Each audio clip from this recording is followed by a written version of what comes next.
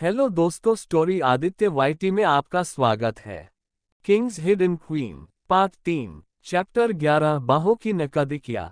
अब तक प्राची को भी समझ आ ही चुका था। जी ये कौन है? वही हाँ चल चल, शिखा थोड़ा एटीट्यूड से बोली तो पीछे से एक दो कोल्ड वॉइस सबके कान में पड़ी। मुझे इन सब में कोई इंटरेस्ट नहीं है। कब से तू तो मेरी चिक्की को बचपन से दीवानों की तरह चाहता है।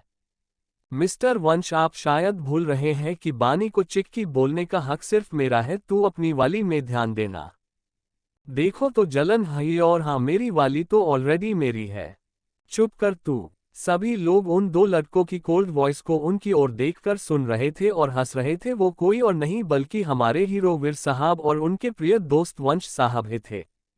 अमन जी का भी मूड अब ठीक था। उन्होंने बानी को माफ कर दिया था। सभी खुश थे। नैना जी भी तो हमेशा से चाहती थी कि बानी ही उनकी घर की बहू बने, और अब जब बानी को अपनी गलती का एहसास है तो वो भी बानी को खुशी खुशी अपने बहू के रूप में एक्सेप्ट करने के लिए तैयार थी। आप सब हमें ऐसे क्यों घूर रहे हैं? वंश हल्का सा चिढ़ता हुआ बोला। जब उसने देखा सब उन दोनों की तरफ ही देखकर हंस रहे हैं तो उसका मुंह देखने लायक था। वही शिखा बीच में ही टपकते हुए बोली, वंश आपको नहीं लगता कि आप मेरे भाई को ज्यादा तंग कर रहे हैं? ओह, तो अब मेरी बंदी भी अपने भाई की साइड लेगी। वंश भी कोई ना कोई मौका छोड़ने वाला था, और इन दो दोस्तों के अंदर शर्म नाम की चीज तो थी नहीं। जो मन में आता वो बोल ही पड़ते थे। जैसे अभी वंश ने सबके सामने शिखा को अपनी बंदी कहा था। शिखा तो शर्म से पानी पानी हो चली थी। वो भगती हुई ऊपर की ओर आ गई। बानी भी उसके पीछे पीछे जाते हुए प्राची की तरफ देखकर बोली, प्राची तुम भी आओ। प्राची भी चली गई। वही वंश और वीर वंश के कमरे की ओर चले गए। भला वो उन बूढ़ों के बीच बैठकर क्या ही करते। भाई साहब, आपने बिल्कुल सही फैसला लिया है। वंश और बानी की एक साथ शादी का मैं भी यही चाहती थी कि वीर और शिखा की शादी एक साथ ही हो, और वैसे भी बचपन में इनकी मंगनी एक ही दिन हुई थी। नैना जी बोली। जी नैना जी, अमन जी बोले। फिर सभी बड़े शादियों की तैयारियों के बारे में बात करने लगे। अभी एक अलग सा खुशी का माहौल बना था, लेकिन ये खुशी कब तक थी ये कोई नहीं जानता था। बानी, शिखा और प्राची तीनों बानी के कमरे में आ गए। तभी बानी को किसी की याद आई तो वी मस्त स्टाइल में शिखा के कंधे में अपना हाथ अडाते हुए बोली, अच्छा ये बता इस बार हमारे धैर्य जी आ रहे हैं या नहीं? अरे यार बानी, मैं तो धैर्य को बताना ही भूल गई कि उसकी और मेरी ये शैतान बेस्टी वापस आ गई है। अगर उससे पता चला ना तो वो अभी के अभी अपनी मास्टर्स छोड़ के यहाँ टपक पड़ेगा। शिखा बोली। हाँ तो चल ना, हम उसे यहाँ बुलाते हैं। और अब तो सिर्फ तेरी नहीं मेरी भी शादी है चिकू के साथ, तब तो उसका आना बनता है। बानी एक्साइटमेंट से बोली। वही प्राची बहुत खुश थी बानी की खुशी देखकर। वही शिखा ने अपना फोन निकाला और तुरंत धैर्य को कॉल मिला दिया। ये वीडियो कॉल था। लो मिस्टर मोटू, कहाँ है तू? वीर भाई और वंश के साथ क्यों नहीं आया? शिखा बोली। ए बिल्ली, कौन बोला कि मैं तेरी बर्बादी में नहीं आऊंगा? मैं आ रहा हूँ। अबे 1 घंटे बाद मेरी फ्लाइट है, रुक। तू मैं आने के बाद तुझे कैसे परेशान करता हूँ। धैर्य भी उसी अंदाज में बोला। तो अब फोन डायरेक्ट बानी के हाथ में था। लो मिस्टर मोटू। चूहिया, तू यहाँ कैसे? तू वापस आ गई और मुझे बताया भी नहीं। बड़े ही बेईमान है यार तू। धैर्य के चेहरे ने बानी को देखकर एक अलग सी चमक नजर आ रही थी। वही बानी भी आज 3 साल बाद सभी अपनों से मिल रही थी। वो भी अपने आंखों के किनारे साफ करते हुए बोली, अब जल्दी आ तू, फिर हम ढेर सारी मस्ती करेंगे। कहकर बानी ने कॉल कट कर दिया क्योंकि उसकी आवाज भारी होने लगी थी। धैर्य वीर का भाई है, मतलब उसके बुआ का बेटा, लेकिन धैर्य के मॉम डैड की डेथ हो गई थी, इसलिए वो सिंह पैलेस में ही रहता था। धैर्य, बानी और शिखा की दोस्ती इतनी पक्की थी कि जब वो छोटे थे तब उनके दोस्ती के किस्से फेमस थे। कब वीर और वंश अपनी स्टडीज कंप्लीट करने जा रहे थे तो धैर्य भी उनके साथ ही चला गया था। बानी और शिखा बातें कर रही थी। बानी ने प्राची को भी अपनी फ्रेंड और मैनेजर दोनों कहकर इंट्रोड्यूस कराया। शिखा और प्राची ने थोड़ी बातें भी की। अब प्राची भी बानी और शिखा के ग्रुप में शामिल हो गई थी। तभी रूम में उनकी मेड बरखा आई। शिखा मैम, आपको वंश बाबा टेरेस में बुला रहे हैं। औक, शिखा पोलाइटली बोली। तो अब क्या था? वो हल्का शर्माते हुए टेरेस की तरफ चली जाती है। फिर बानी से प्राची कहती है, बानी सच में यार तू बहुत लक्की है जो तुझे इतनी अच्छी फैमिली मिली है, और एक मुझे देख, मेरी तो कोई फैमिली ही नहीं है। प्राची की बातों को समझते हुए बानी बोली, ओह माय बेबी, मैं हूं ना तेरी फैमिली, तू क्यों फिक्र करती है? तभी दूर से बिना नॉक किए एक एक शख्स आता है और अपनी नीली आंखों से प्राची को इशारा करता है, जैसे मानो वो कहता हो बाहर जाओ। बानी भी उसका इशारा समझ रूम से चली गई भी। बानी की तो पपूरी बत्ती ही गुल हो गई थी। आप यहाँ क्या कर रहे हैं? बानी हकलाई सी आवाज में बोली। ओह, तो मेरी चिक्की मुझसे पूछ रही है कि मैं यहाँ क्या कर रहा हूँ। वीर एक कदम आगे बढ़ते हुए बोला तो बानी एक कदम पीछे हो गई। नो, ऐसी बात नहीं है, आपसे मैं आज इतने सालों बाद मिल रही हूँ इसलिए। बानी फिर से अपनी नजरें वीर से चुराते हुए बोली और एक कदम पीछे हो गई। वही वीर एक कदम और आगे आया और एक तिरछी मुस्कान के साथ बोला, बेबी तुम मुझसे डर रही हो? नो नहीं, मैं आपसे क्यों डरूंगी? बानी फिर से डरी हुई आवाज में बोली तो अब एक एक कदम पीछे होते होते दीवार से लग चुकी थी।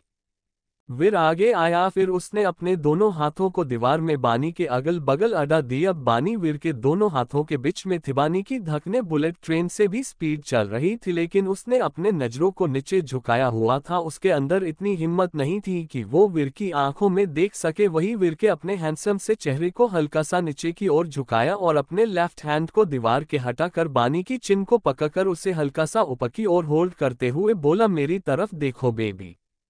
बानी को ना चाहते हुए भी वीर की आंखों में देखना पड़ रहा था, लेकिन फिर भी वो अपनी नजरें चुरा रही थी।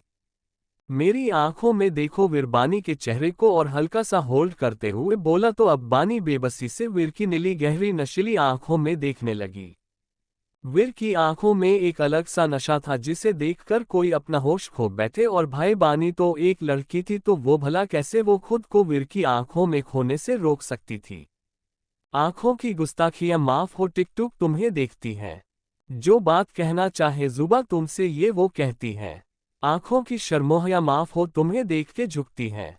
उठी आंखें जो बात ना कह सकी, झुकी आंखें वो कहती हैं। बानी की गहरी भूरी आंखें वीर की नीली नशीली आंखों ले गिरफ्त में थी। न जाने कब ऐसे है आंखों की गुस्ताखियों से वीर का हाथ बानी के हाथ में फिसलते हुए उसके कमर को जा जकड़े। बानी की तो अब सांस से है अटक चुकी थी। वो वीर कसे एकदम चिपकी थी। वही वीर ने बानी को कसकर उसकी कमर से जकड़े उसे अपने ऊपर लेकर बेड में लेट गया। दोनों के सांसों की गर्माहट उनके ठंडे बॉडी टेम्परेचर को हाई कर रही थी। वीर तो बानी के टच से ही बुरी तरह तप रहा था। वही बानी आज पहली बार किसी के इतना करीब थी। हालांकि वो बात अलग है कि बानी साहिल के साथ पिछले 4 सालों से रिलेशन में रही थी, लेकिन वो आज तक साहिल के इतना करीब नहीं गई थी। वी अभी वजिन थी।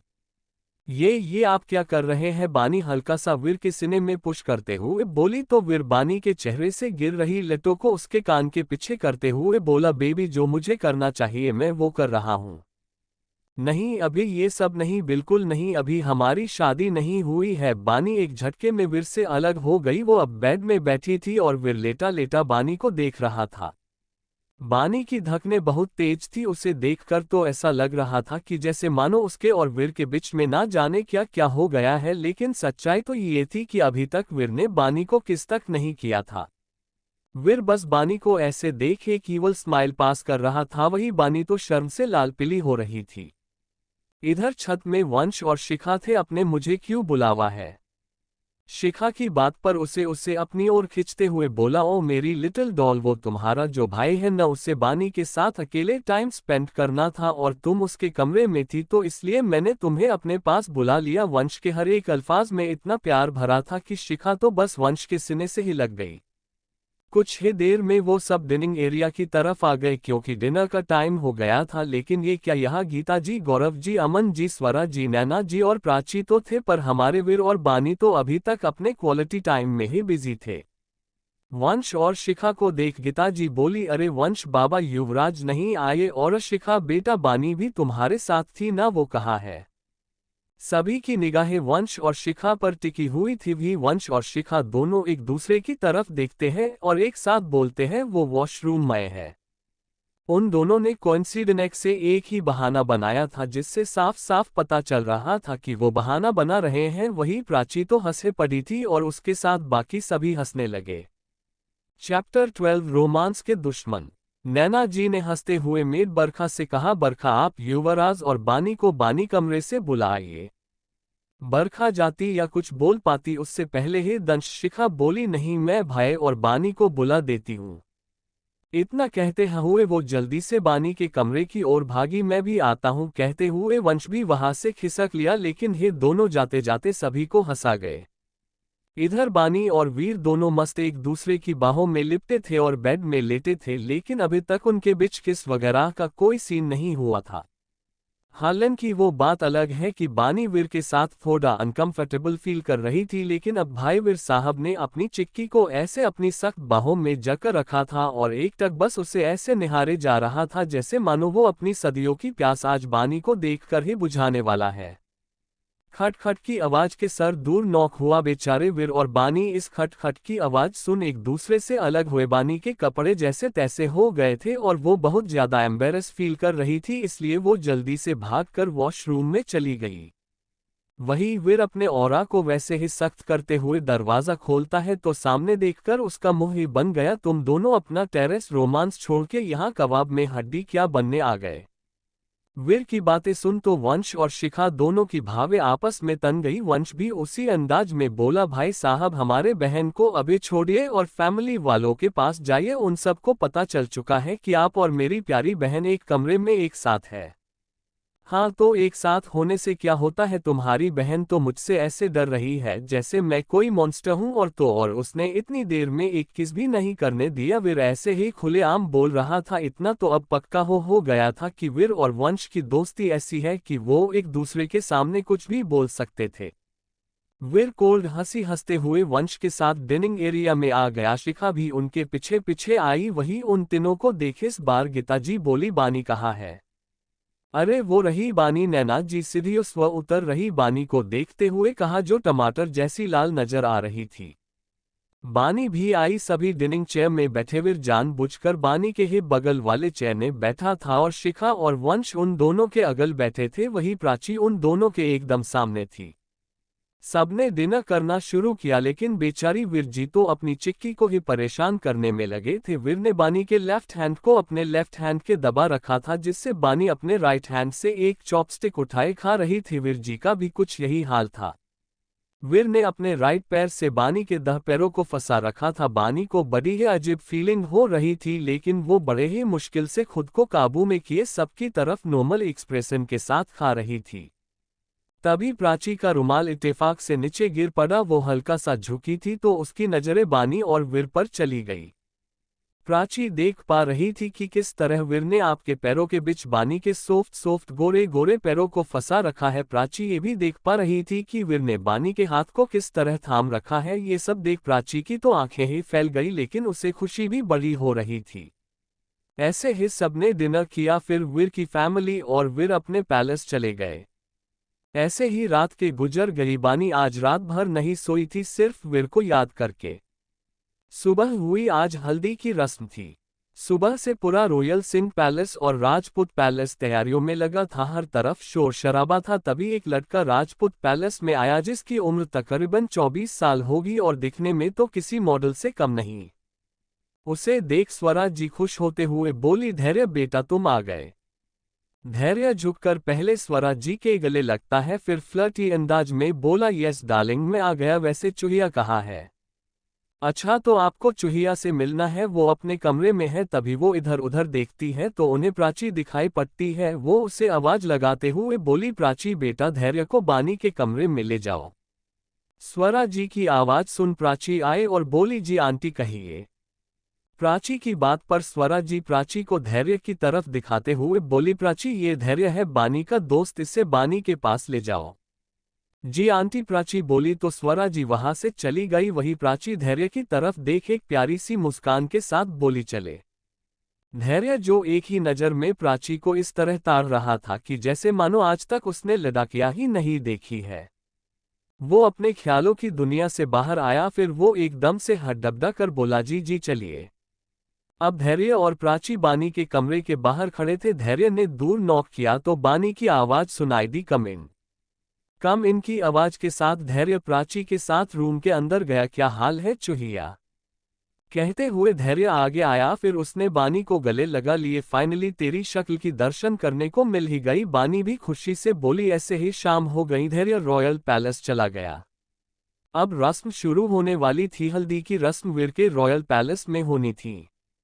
सभी रेडी हो रहे थे, भी लोग रॉयल पैलेस जाने के लिए रेडी होकर बाहर पार्किंग में थे, लेकिन ये हमारी बानी मैडम और उसके प्यारे भाई साहब तो अभी तक रेडी होकर आए ही नहीं थे। तभी वंश साहब अपने पूरे रुतबे में कॉल पे किसी से बात करते हुए आते नजर आए। गीता जी और स्वरा जी तो बस तुरंत वंश बाबू की बलाइयां ही उतारने लगे। वही गौरव जी और अमन जी की तो छाती चौड़ी हो रही वंश की हार्ड पर्सनैलिटी देखकर। वंश ने व्हाइट धोती पहनी थी, ऊपर वो शर्ट लेस था जिससे उसकी सिक्स पैक्स मस्कुलर बॉडी पूरी रिवील हो रही थी। वैसे सच में उसका लुक काफी अट्रैक्टिव नजर आ रहा था। वंश आगे आया, फिर वो बोला, आप सब जाइए, मैं बानी के साथ आऊंगा। ठीक है, हम निकलते हैं, तुम बानी को लेकर आ जाना, लेकिन जल्दी आना, गौरव जी बोले और सबने उनकी बात पर हामी भरी। फिर सभी निकल गए। सारे मेहमान पहले ही निकल चुके थे। वंश वही खड़ा बानी का इंतजार करने लगा। लगभग 5 मिनट के बाद ही बानी अपने येलो साड़ी की पल्लू ठीक करते हुए प्राची के साथ नजर आई। बानी येलो साड़ी में रेड घूंघट किए बहुत प्यारी लग रही थी। बानी के चेहरे का मेकअप लाइट था और उसने अपने लंबे बालों का बन बना रखा था। फिर उसने फूलों की ज्वेलरी पहनी थी। सच में आज तो बानी अपने इस लुक से वीर को मार ही डालने वाली थी। वही प्राची भी किसी से कम नहीं लग रही थी। उसने भी येलो स्लीवलेस गाउन पहना था जिसमें वो काफी जच रही थी। बानी और प्राची वंश के साथ निकल गए। इधर पूरे इंडिया का एक ग्रेट रॉयल पैलेस में जोरों शोरों से तैयारियां चल रही थी। ये शादी सच में एक ग्रैंड वेडिंग बनने वाली थी। पूरा रॉयल पैलेस लाइट बत्तियों से जगमगा रहा था। हर तरफ गार्ड सेफ्टी के लिए तैनात थे। नहीं, शादी के किसी भी फंक्शन में मीडिया नहीं रहेगी। युवराज नहीं चाहता है कि अभी इस हालात में हुई शादी रिवील हो। अगर ऐसा होगा तो सभी बानी के करियर में उंगली उठाएंगे, जो युवराज के लिए नामंजूरी है। नैना जी वीर के असिस्टेंट समीर को समझाते हुए बोली। तो समीर भी बोला, ओक मैम, मैं इस शादी की भनक मीडिया तक पहुंचने भी नहीं दूंगा, आप टेंशन मत लीजिए। और वैसे भी सबको पता है कि सर की बहन की शादी है। ये किसी को अभी पता नहीं है कि सर की खुद की शादी है, और अभी किसी को पता चलना चाहिए भी नहीं। जब सही वक्त आएगा तो ये अनाउंसमेंट युवराज खुद करेंगे, कहकर नैना जी किचन की तरफ खाने की तैयारियां देखने चली गई। लगभग आधे घंटे में ही 2 मैकबे कार और उसके पीछे 2 बॉडीगार्ड की कार रॉयल पैलेस के सामने रुकी। जी हाँ, आपने बिल्कुल सही अनुमान लगाया है, ये हमारे बानी के घर वाले थे। सभी लोग कार से बाहर आए। सामने दरवाजे पर ही नैना जी, धैर्य और उनके कुछ दूर के फैमिली मेंबर्स खड़े थे। नैना जी खुशी से सबका वेलकम करती है, फिर वो सब अंदर चले गए। ये क्या, धैर्य की निगाहें अभी भी किसी को तलाश रही थी। जी हाँ, आपने बिल्कुल गलत पकड़ा, हमारे धैर्य बाबू बानी को, बल्कि उनकी पहली नजर की क्रश प्राची को तलाश रही थी। Tears of Joy, tears of Joy, लगता है हमारे धैर्य बाबू का दिल लुट लिया गया है। Tears of Joy, tears of Joy. अब इनका विवाह भी जल्दी ही करानी होगी, वरना ये बेचारा फफर अब क्या ही बोलूं। धैर्य भी अपने शक्ल को छोटा बनाए पैलेस के अंदर चला गया। स्वरा जी, वंश और वीर कहाँ, वो अभी तक नहीं आए। ये सुन बेचारा धैर्य बीच में ही टांग अड़ाते हुए बोला, और प्राची भी। बेकरारी को समझते हुए गीता जी बोली, धैर्य बेटा, मुझे लग रहा है कि तुम्हारे भी हाथ पिले इसी मंडप में ही करा दिए जाए। बोलो, क्या ख्याल है तुम्हारा? जैसे आपको सही लगे मेरी मतावे से, मेरी भी शादी की उम्र तो हो ही गई है। इतना कहते हुए धैर्य ने अपने दोनों हाथों को जोड़ा और वहां से निकलते बना। बदमाश कहीं का, नैना जी हंसते हुए बोली। फिर वो स्वरा जी के तरफ देखने लगी। वंश, बानी और धैर्य की प्राची के साथ आ ही रहा है। ओह अच्छा, आइए आप सब मेरे साथ, नैना जी बोली। तो अमन जी बोले, बहन जी, सुरेंद्र भाई साहब अभी तक नहीं आए हैं और युवराज के दादा दादी जी, उनके बिना हमें कंपनी कौन देगा? अमन जी की बात पर सभी हंसने लगे। वहीं नैना जी बोली, सुरेंद्र जी बस 2 से 3 मिनट में पहुंच जाएंगे, उनकी आज बहुत इंपॉर्टेंट मीटिंग थी जिसे अटेंड करने के बाद वो रशिया से आ रहे हैं। और रही बात माँ बाबूजी की, तो वो दोनों भी आ जाएंगे हल्दी की रस्म पूरी होने से पहले। आपको तो पता ही है कि माँ बाबूजी को बनारस में रहना कितना पसंद है। इसी बात पर गौरव जी तपाक से बोले, मैं भी सोच रहा हूं कि मैं अपनी स्वीटी के साथ बनारस में ही शिफ्ट हो जाए, पूर्व वहां सिर्फ मैं और मेरी स्वीटी रहेगी। फिर वो गीता जी की तरफ देख मुस्कुराकर बोले, क्यों स्वीटी? भक्त चुप रही आप। इसी भक्त की आवाज के साथ 2 Rolls royal car royal palace के बाहर रुकी। सभी को पता चल चुका था कि कौन होगा। जी आपने बिल्कुल गलत समझा, आप सब ने फिर से गलत समझा। ये थे हमारे वीर बाबू के डैड सुरेंद्र प्रताप सिंह और उनके दादाजी वैभव प्रताप सिंह और दादी जी अर्पणा प्रताप सिंह थे। सभी राजपूत फैमिली और नैना जी बाहर आए। चैप्टर 13 सुहागरात से पहले कुछ सोचना भी मत। गौरव जी तपाक से बोले, मैं भी सोच रहा हूँ कि मैं अपनी स्वीटी के साथ बनारस में ही शिफ्ट हो जाए, पूर्व वहाँ सिर्फ मैं और मेरी स्वीटी रहेगी। फिर वो गीता जी की तरफ देख मुस्कुराकर बोले, क्यों स्वीटी? भक्त चुप रही। आप इसी भक्त की आवाज के साथ 2 Rolls royal car royal palace के बाहर रुकी। सभी को पता चल चुका था कि कौन होगा। जी आपने बिल्कुल गलत समझा, आप सब ने फिर से गलत समझा। ये थे हमारे वीर बाबू के डैड सुरेंद्र प्रताप सिंह और उनके दादाजी वैभव प्रताप सिंह और दादी जी अर्पणा प्रताप सिंह थे। सभी राजपूत फैमिली और नैना जी बाहर आए। बाहर एक 65 साल की लेडी जो काफी राइस नजर आ रही थी, उनके साथ थे एक 68 के लगभग के आदमी, वो भी काफी मगरूर और राइस टाइप लग रहे थे। नैना जी आगे गई, वो उन दोनों के पैर छूते हुए बोली, कैसे है आप माँ बाबा? अच्छे ही होंगे, क्यों मैंने सही कहा ना? पीछे से गौरव जी बोले और आगे आकर वो वैभव जी के गले लग गए। अब क्या था, उनके पार्टनर मिल चुके थे, वो अपने पार्टनर के साथ मस्त ड्रिंक करने चले गए। इधर गीता जी भी अपनी बिछी दोस्त अर्पणा जी के गले लगी और वो दोनों एक भी साथ अंदर चली गई। तभी सबकी नजर सामने ठहरी। वहां से अमन जी ही लगभग एज का एक आदमी जो दिखने में पूरा राजघराने का ही लग रहे थे, वो आग आए तो नैना जी तो उनसे गले ही लग गई। कैसे है आप? बहुत अच्छे। मेरी इससे आगे भी कुछ बोल पाते कि अमन जी के खांसने की आवाज सबके कान में पड़ी तो नैना जी शर्म से सुरेंद्र जी से अलग हुई और स्वरा जी का हाथ पकड़कर पैलेस से चली गई। वहीं सुरेंद्र जी और अमन जी भी हाई फाई करके एक साथ अंदर आ गए। अब सभी बड़ों को उनके पार्टनर मिल चुके थे, सभी खुश थे। तभी एक बार फिर मैकबेकार आकर रुकी। उसमें से बानी, वंश और प्राची बाहर आए। तीनों अंदर चले आए। जैसे ही बानी ने कदम ही रखा होगा, सबकी निगाहें बानी में ही ठहर गई। सच में बानी मखमली बॉडी सच में बहुत ही अट्रैक्टिव लग रही थी। नैना जी और स्वरा जी आगे आई। उन्होंने बानी और वंश को हल्दी की सेज में बैठाया, फिर उसकी बलाइयां लेने लगी। अब हल्दी की रस्म शुरू होने वाली थी। बानी का पूरा चेहरा डर और शर्म से लाल हुए जा रहा था। शर्म इस वजह से क्योंकि वो जानती थी कि अब वो 2 ही दिन में पूरी तरह वीर की हो जाएगी। बानी ये भी अच्छी तरह से जानती थी कि साहिल वीर के सामने एक पैर की जुती के बराबर के है। वीर नहीं पर भी तो सिर्फ एक दिन 500 करोड़ से ज्यादा अर्न करता होगा, तो वही साहिल 1 डे में 10,000 से ज्यादा कम नहीं, लेकिन ज्यादा नहीं कमा सकता था। साहिल की हैसियत वीर के सामने एक चींटी के बराबर थी और अब बानी ऑफिशियली लीगल वाइफ बनने वाली थी। और डर इस वजह से था कि क्या वो वीर से शादी करने के बाद खुश रह पाएगी या नहीं, क्या वीर उसे अच्छे से ट्रीट करेगा या नहीं करेगा। वही बानी यही ख्यालों में खोई थी। तभी उसका फोन रिंग होने लगा। बानी ने अपने फोन को देखा तो साहिल का नाम फ्लैश हो रहा था। ये देखते ही बानी की मुठ्ठियां भिज गई, लेकिन फिर वो कुछ सोचकर सामने खड़ी प्राची से बोली, प्राची मैं वॉशरूम से आती हूँ। कहकर प्राची उठकर जाने लगी। उससे जाता देखकर स्वरा जी बोली, बेटा कहाँ जा रही हो? मॉम मैं वॉशरूम से बस 2 मिनट में आती हूँ, कहकर बानी सीढ़ियों से ऊपर जाने लगी। वो अनजाने में ही साइड के एक कमरे के अंदर बिना नॉक किए घुस गई। उसने ज्यादा ध्यान नहीं दिया कि ये किसका रूम है। तभी एक बार फिर उसका फोन वाइब्रेट होने लगा। बानी ने देखा कि फिर से साहिल का ही कॉल है। ये देख बानी ने कॉल पिक किया तो साहिल ने उधर से तुरंत कहा, बानी तुम कहाँ हो? मैं तुम्हारे घर गया था, तुम वहां भी नहीं थी। तुम्हें पता भी Ishika down to the top model के लिए सेलेक्ट हो गई है। साहिल की बातें सुन बानी की मुठ्ठियां गुस्से से कस रही थी। वो नहीं जानती थी कि उसे इतना गुस्सा क्यों आ रहा है। वो गुस्से से मगर गिरे वॉइस में बोली, अगर Ishika down to the top model के लिए सेलेक्ट हुई है तो इसमें मैं क्या करूं? और हाँ, मैं अभी अमेरिका में हूं और अभी कुछ दिन यही रहूंगी। साहिल बानी के वॉइस की रूडनेस को अच्छी तरह से नोटिस कर पा रहा था। उसे भी गुस्सा आ रहा था, लेकिन वो अबे वक्त की नजाकत को समझते हुए बोला, बानी तुम मुझसे गुस्सा हो? बानी इसके आगे कुछ बोल पाती कि उससे पहले किसी की सख्त पकड़ इस पर पड़ गई। अचानक से उस मास्टर बेडरूम का एटमॉस्फेयर चेंज हो गया था। चारों तरफ स्ट्रॉन्ग मैन फ्रेग्रेंस से महकने लगी। वही बानी के कान में एक कोल्ड वॉइस पड़ी, ओह तो मेरी जान को मेरी इतनी याद आ रही थी कि वो सीधा मेरे रूम में चली आई। Not bad. हाँ। वीर के बातें सुन बानी ने अपना सर झटका और जल्दी से अपने फोन को नीचे करते हुए बोली, युवराज आप?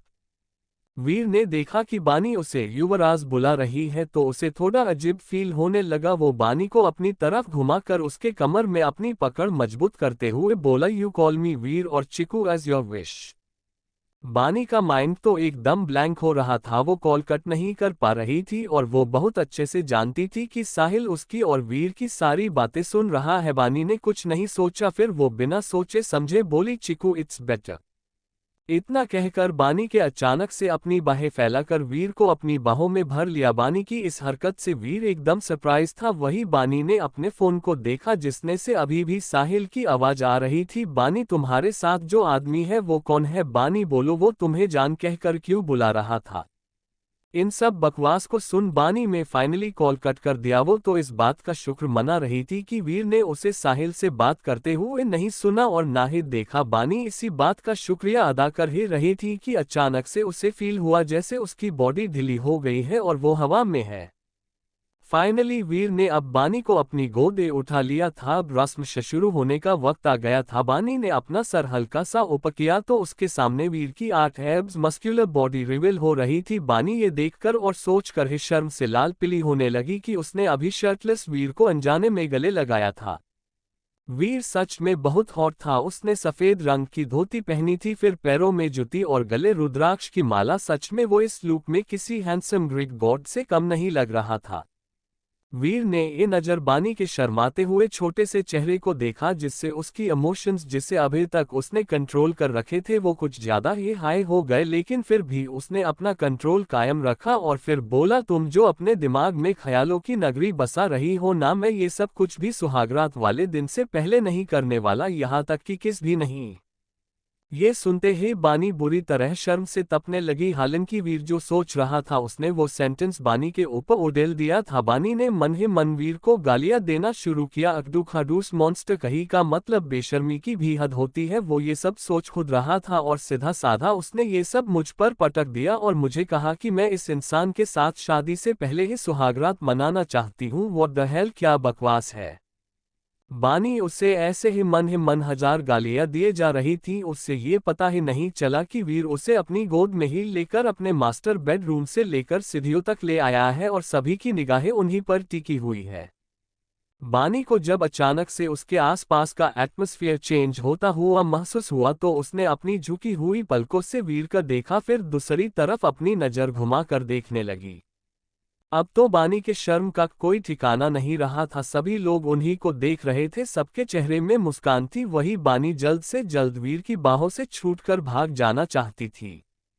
उसने हल्का सा अपने पिंक होठों को बाइट किया और फिर हेल्पलेस होकर वीर की तरफ देखते हुए बोली, चिकू प्लीज मुझे नीचे उतार दीजिए, मैं खुद चली जाऊंगी।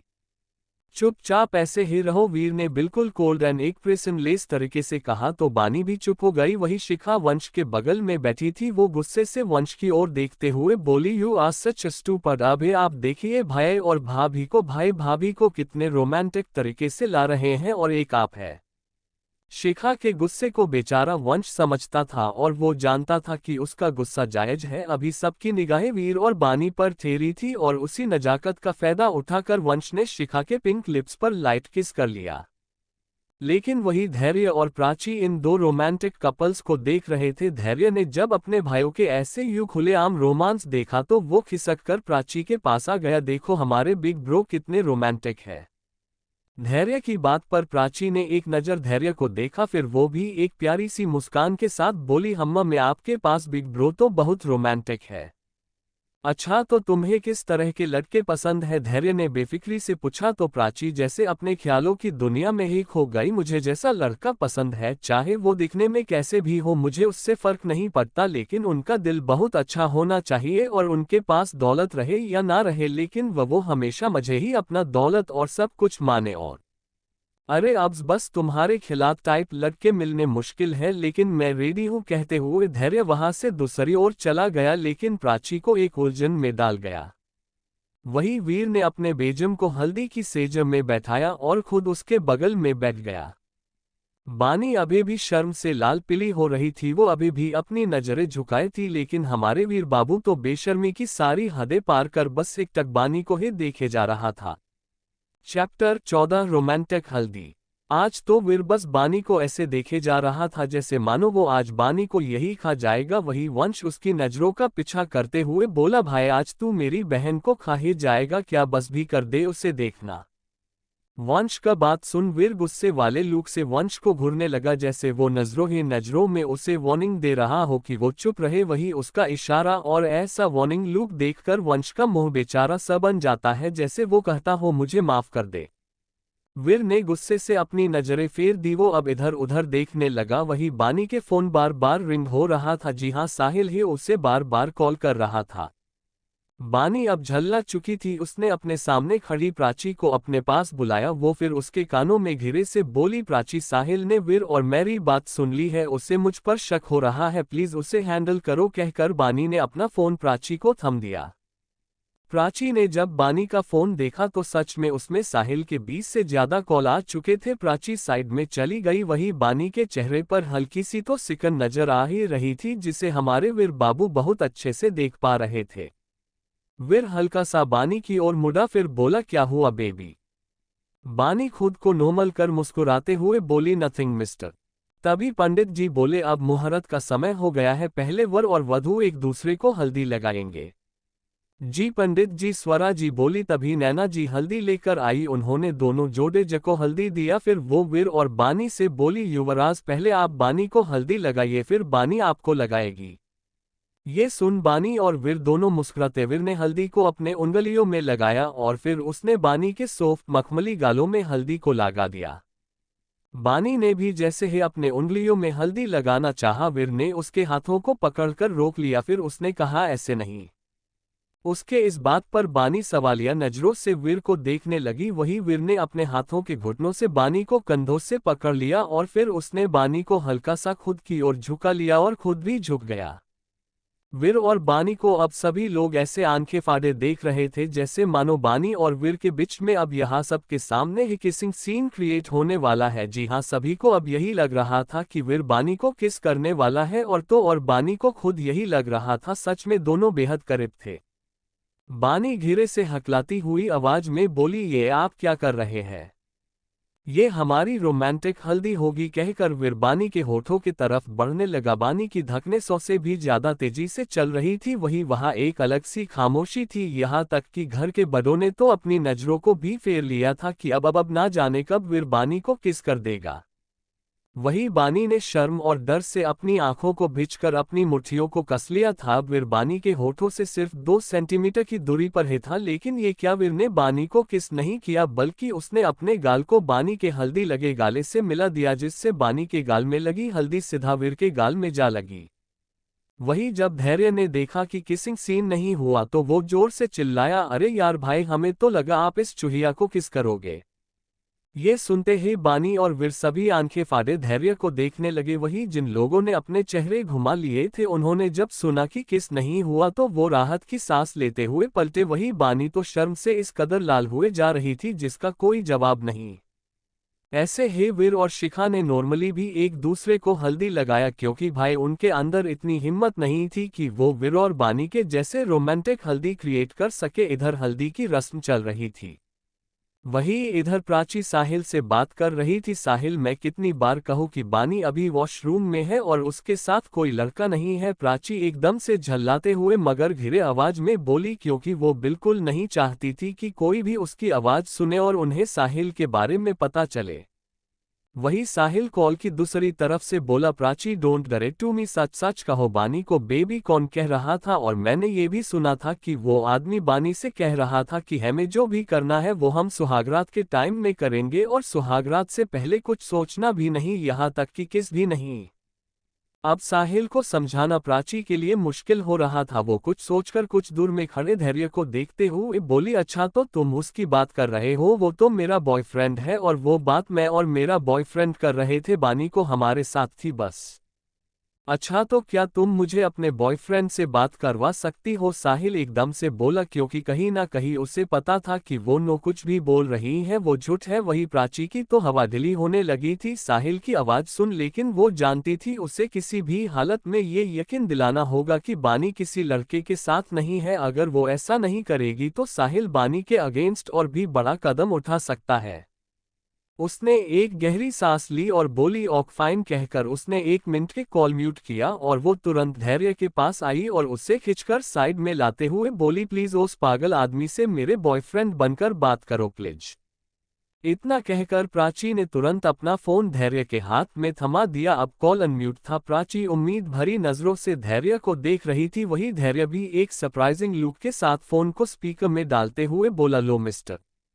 उधर से साहिल धैर्य की आवाज सुन पटाख से बोला, क्या तुम प्राची के बॉयफ्रेंड हो और तुमने आज तक प्राची को किस भी नहीं किया है?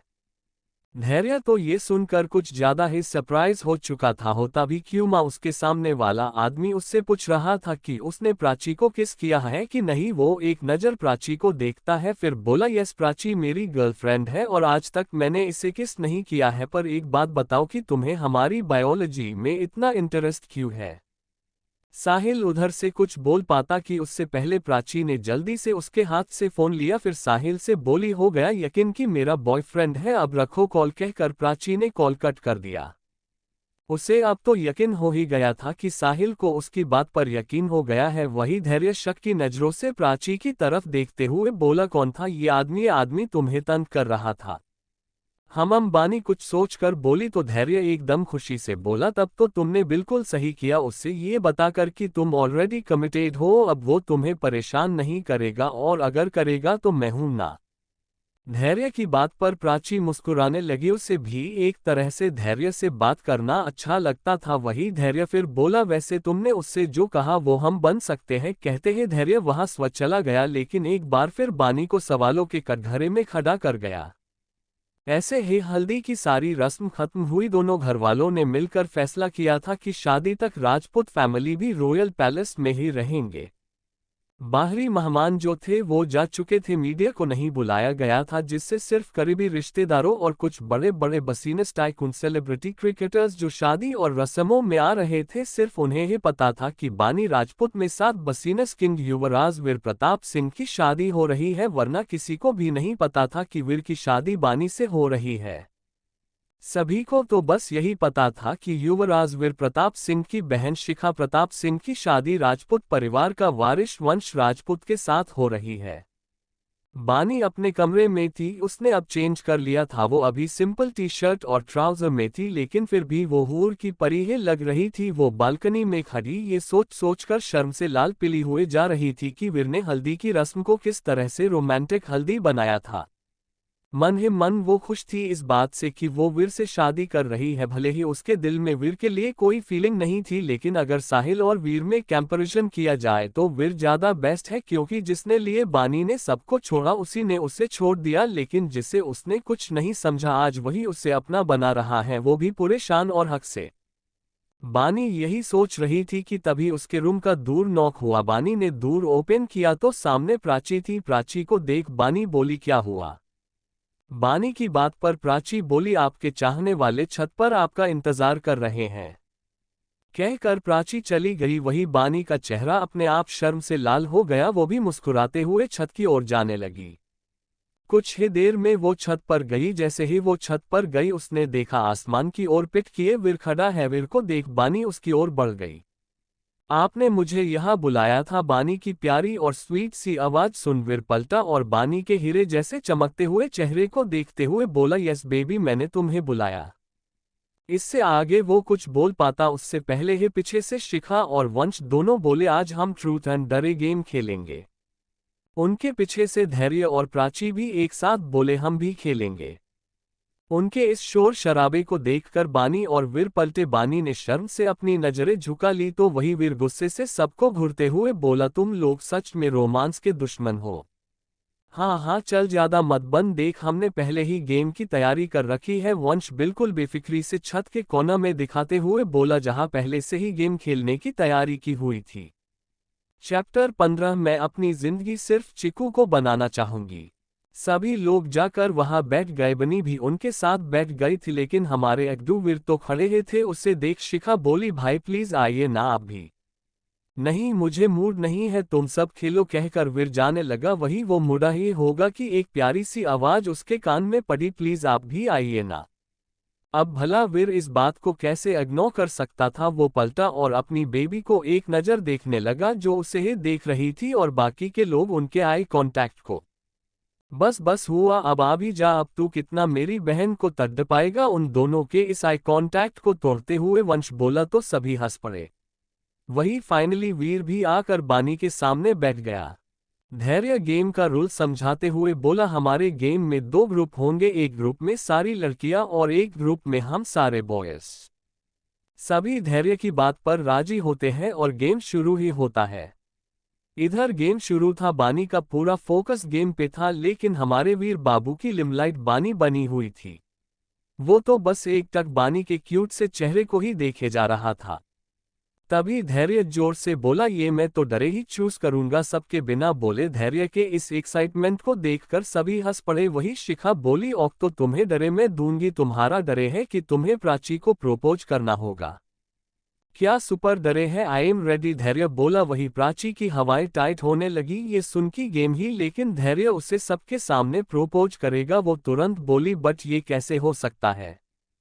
क्यों नहीं हो सकता है, बिल्कुल हो सकता है, और वैसे भी ये गेम का रूल है जिसे फॉलो तो करना ही होगा। दैट सेड बानी भी बोली। वही धैर्य का तो खुशी का ठिकाना ना रहा था ये सुन के कि सब उसके ही पक्ष में है। वो उठा और उसने बड़े ही रोमांटिक अंदाज में अपना हाथ प्राची की तरफ बढ़ा दिया। प्राची भी बेबसी से सबको देख रही थी कि कोई तो ऐसे करने से रोक ले इस पागल दीवाने को, लेकिन कोई नहीं था उसकी मदद करने वाला। मजबूर प्राची ने अपना हाथ धैर्य के हाथ में रखा और खड़ी हो गई। फिर वो दोनों थोड़ी दूर गए। धैर्य ने अपनी दोनों बाहें फैला दी और बिल्कुल शाहरुख खान में अंदाज में खड़ा होकर बोला, प्राची क्या तुम इस पागल दीवाने की दुल्हन बनना चाहोगी? क्या तुम इस एक तरफे प्यार को एक नया मोड़ देना चाहोगी? क्या तुम मेरे हर कदम में मेरे साथ चलना चाहोगी?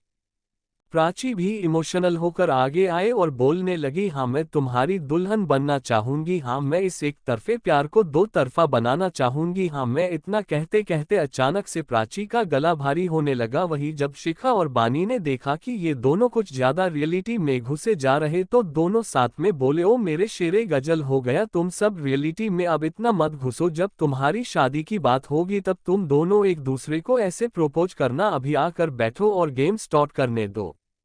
दोनों अब बेचारे शर्म ले मारे लाल होकर वापस अपने अपने जगह में बैठ गए। वही फिर से गेम स्टार्ट हुआ। अब एक एक कर सबने अपना ट्रूथ एंड डरे कंप्लीट किया, लेकिन इस बार बॉटल जाकर रुकी बानी के पास। वंश उसकी ओर देखते हुए बोला, तो बानी मैडम अब आप क्या लेंगी, ट्रूथ या डेयर? इस वक्त वीर भी बानी को बड़े ही इंटरेस्ट के साथ देख रहा था कि अब वो क्या चूज करेगी। वही बानी कुछ सोचते हुए बोली, ट्रूथ। बानी की बात पर वीर और भी इंटरेस्ट के साथ उसे देखते हुए बोला, सोच लो, तुम्हें अपनी जिंदगी का एक सबसे बड़ा सच बताना होगा। सोच लिया, बानी भी फुल कॉन्फिडेंस से बोली। तो अब सभी लोग उन दोनों को ही देख रहे थे। वही वीर एक किलिंग स्माइल के साथ बोला, औक तो तुम बताओ कि तुम अपनी जिंदगी में ज्यादा प्यार किससे करती हो, और जिसे अब तुम अपनी जिंदगी बनाना चाहती हो वो शख्स तुम्हारी जिंदगी में कौन है? वीर का सवाल सच में बानी के लिए थोड़ा टफ था, क्योंकि अभी कुछ दिन पहले ही उसके सच्चे प्यार ने धोखा दिया था। वही सभी लोग बड़े ही ध्यान से अपने ईयर्स को खड़े कर तैयार थे बानी का जवाब सुनने के लिए। वीर भी बेसब्री से बानी के जवाब का इंतजार कर रहा था।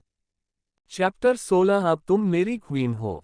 वही बानी एक गहरी सांस लेकर बोलना शुरू की, मैंने ट्रुथ लिया है तो मैं सब सच सच ही कहूंगी। आज से 15 दिन पहले तक मेरी जिंदगी में मेरे लिए सबसे इम्पोर्टेंट शख्स साहिल था, उसे ही मैंने अपनी पूरी दुनिया बना लिया था। मैंने उसके लिए अपने परिवार हर किसी को छोड़ा, लेकिन अब वो मेरी जिंदगी में कोई मायने नहीं रखता। वो मेरी जिंदगी का बिता हुआ बहुत बुरा कल है जिसे मैं हमेशा के लिए बस भुला देना चाहती हूँ।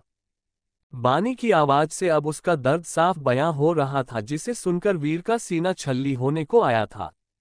पूरा तेरेस अलग शांति से छाया था। वही बानी अब एक गहरी सांस लेकर फिर से बोली, और मैं अपना आज जिसके साथ देखना चाहती हूँ या बनाना चाहती हूँ तो वो सिर्फ चिकू है, और मैं चाहूंगी कि मुझे जब भी प्यार हो तो बस चिकू से ही हो, क्योंकि वो मेरी जिंदगी में एक फरिश्ता है जिसने मेरी इतनी बड़ी गलती को माफ कर करके या भूल के मुझे अपनाया। और मैं अपनी पूरी जिंदगी अब चिकू को बनाना चाहूंगी, और रब से यही दुआ करूंगी कि चिकू भी मुझे अपनी जिंदगी बना ले और मुझसे ही सबसे ज्यादा प्यार करे।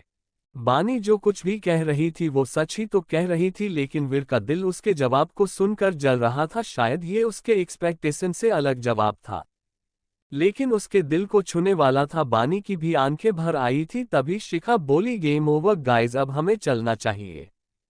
शिखा, वंश, धैर्य और प्राची चारों वहां से चले गए क्योंकि उस मोमेंट को देखकर ही वो समझ गए थे कि उन्हें यहाँ से चले जाना चाहिए कि उनकी शायद सच में वो कबाब में हड्डी का रोल प्ले कर रहे थे इस वक्त।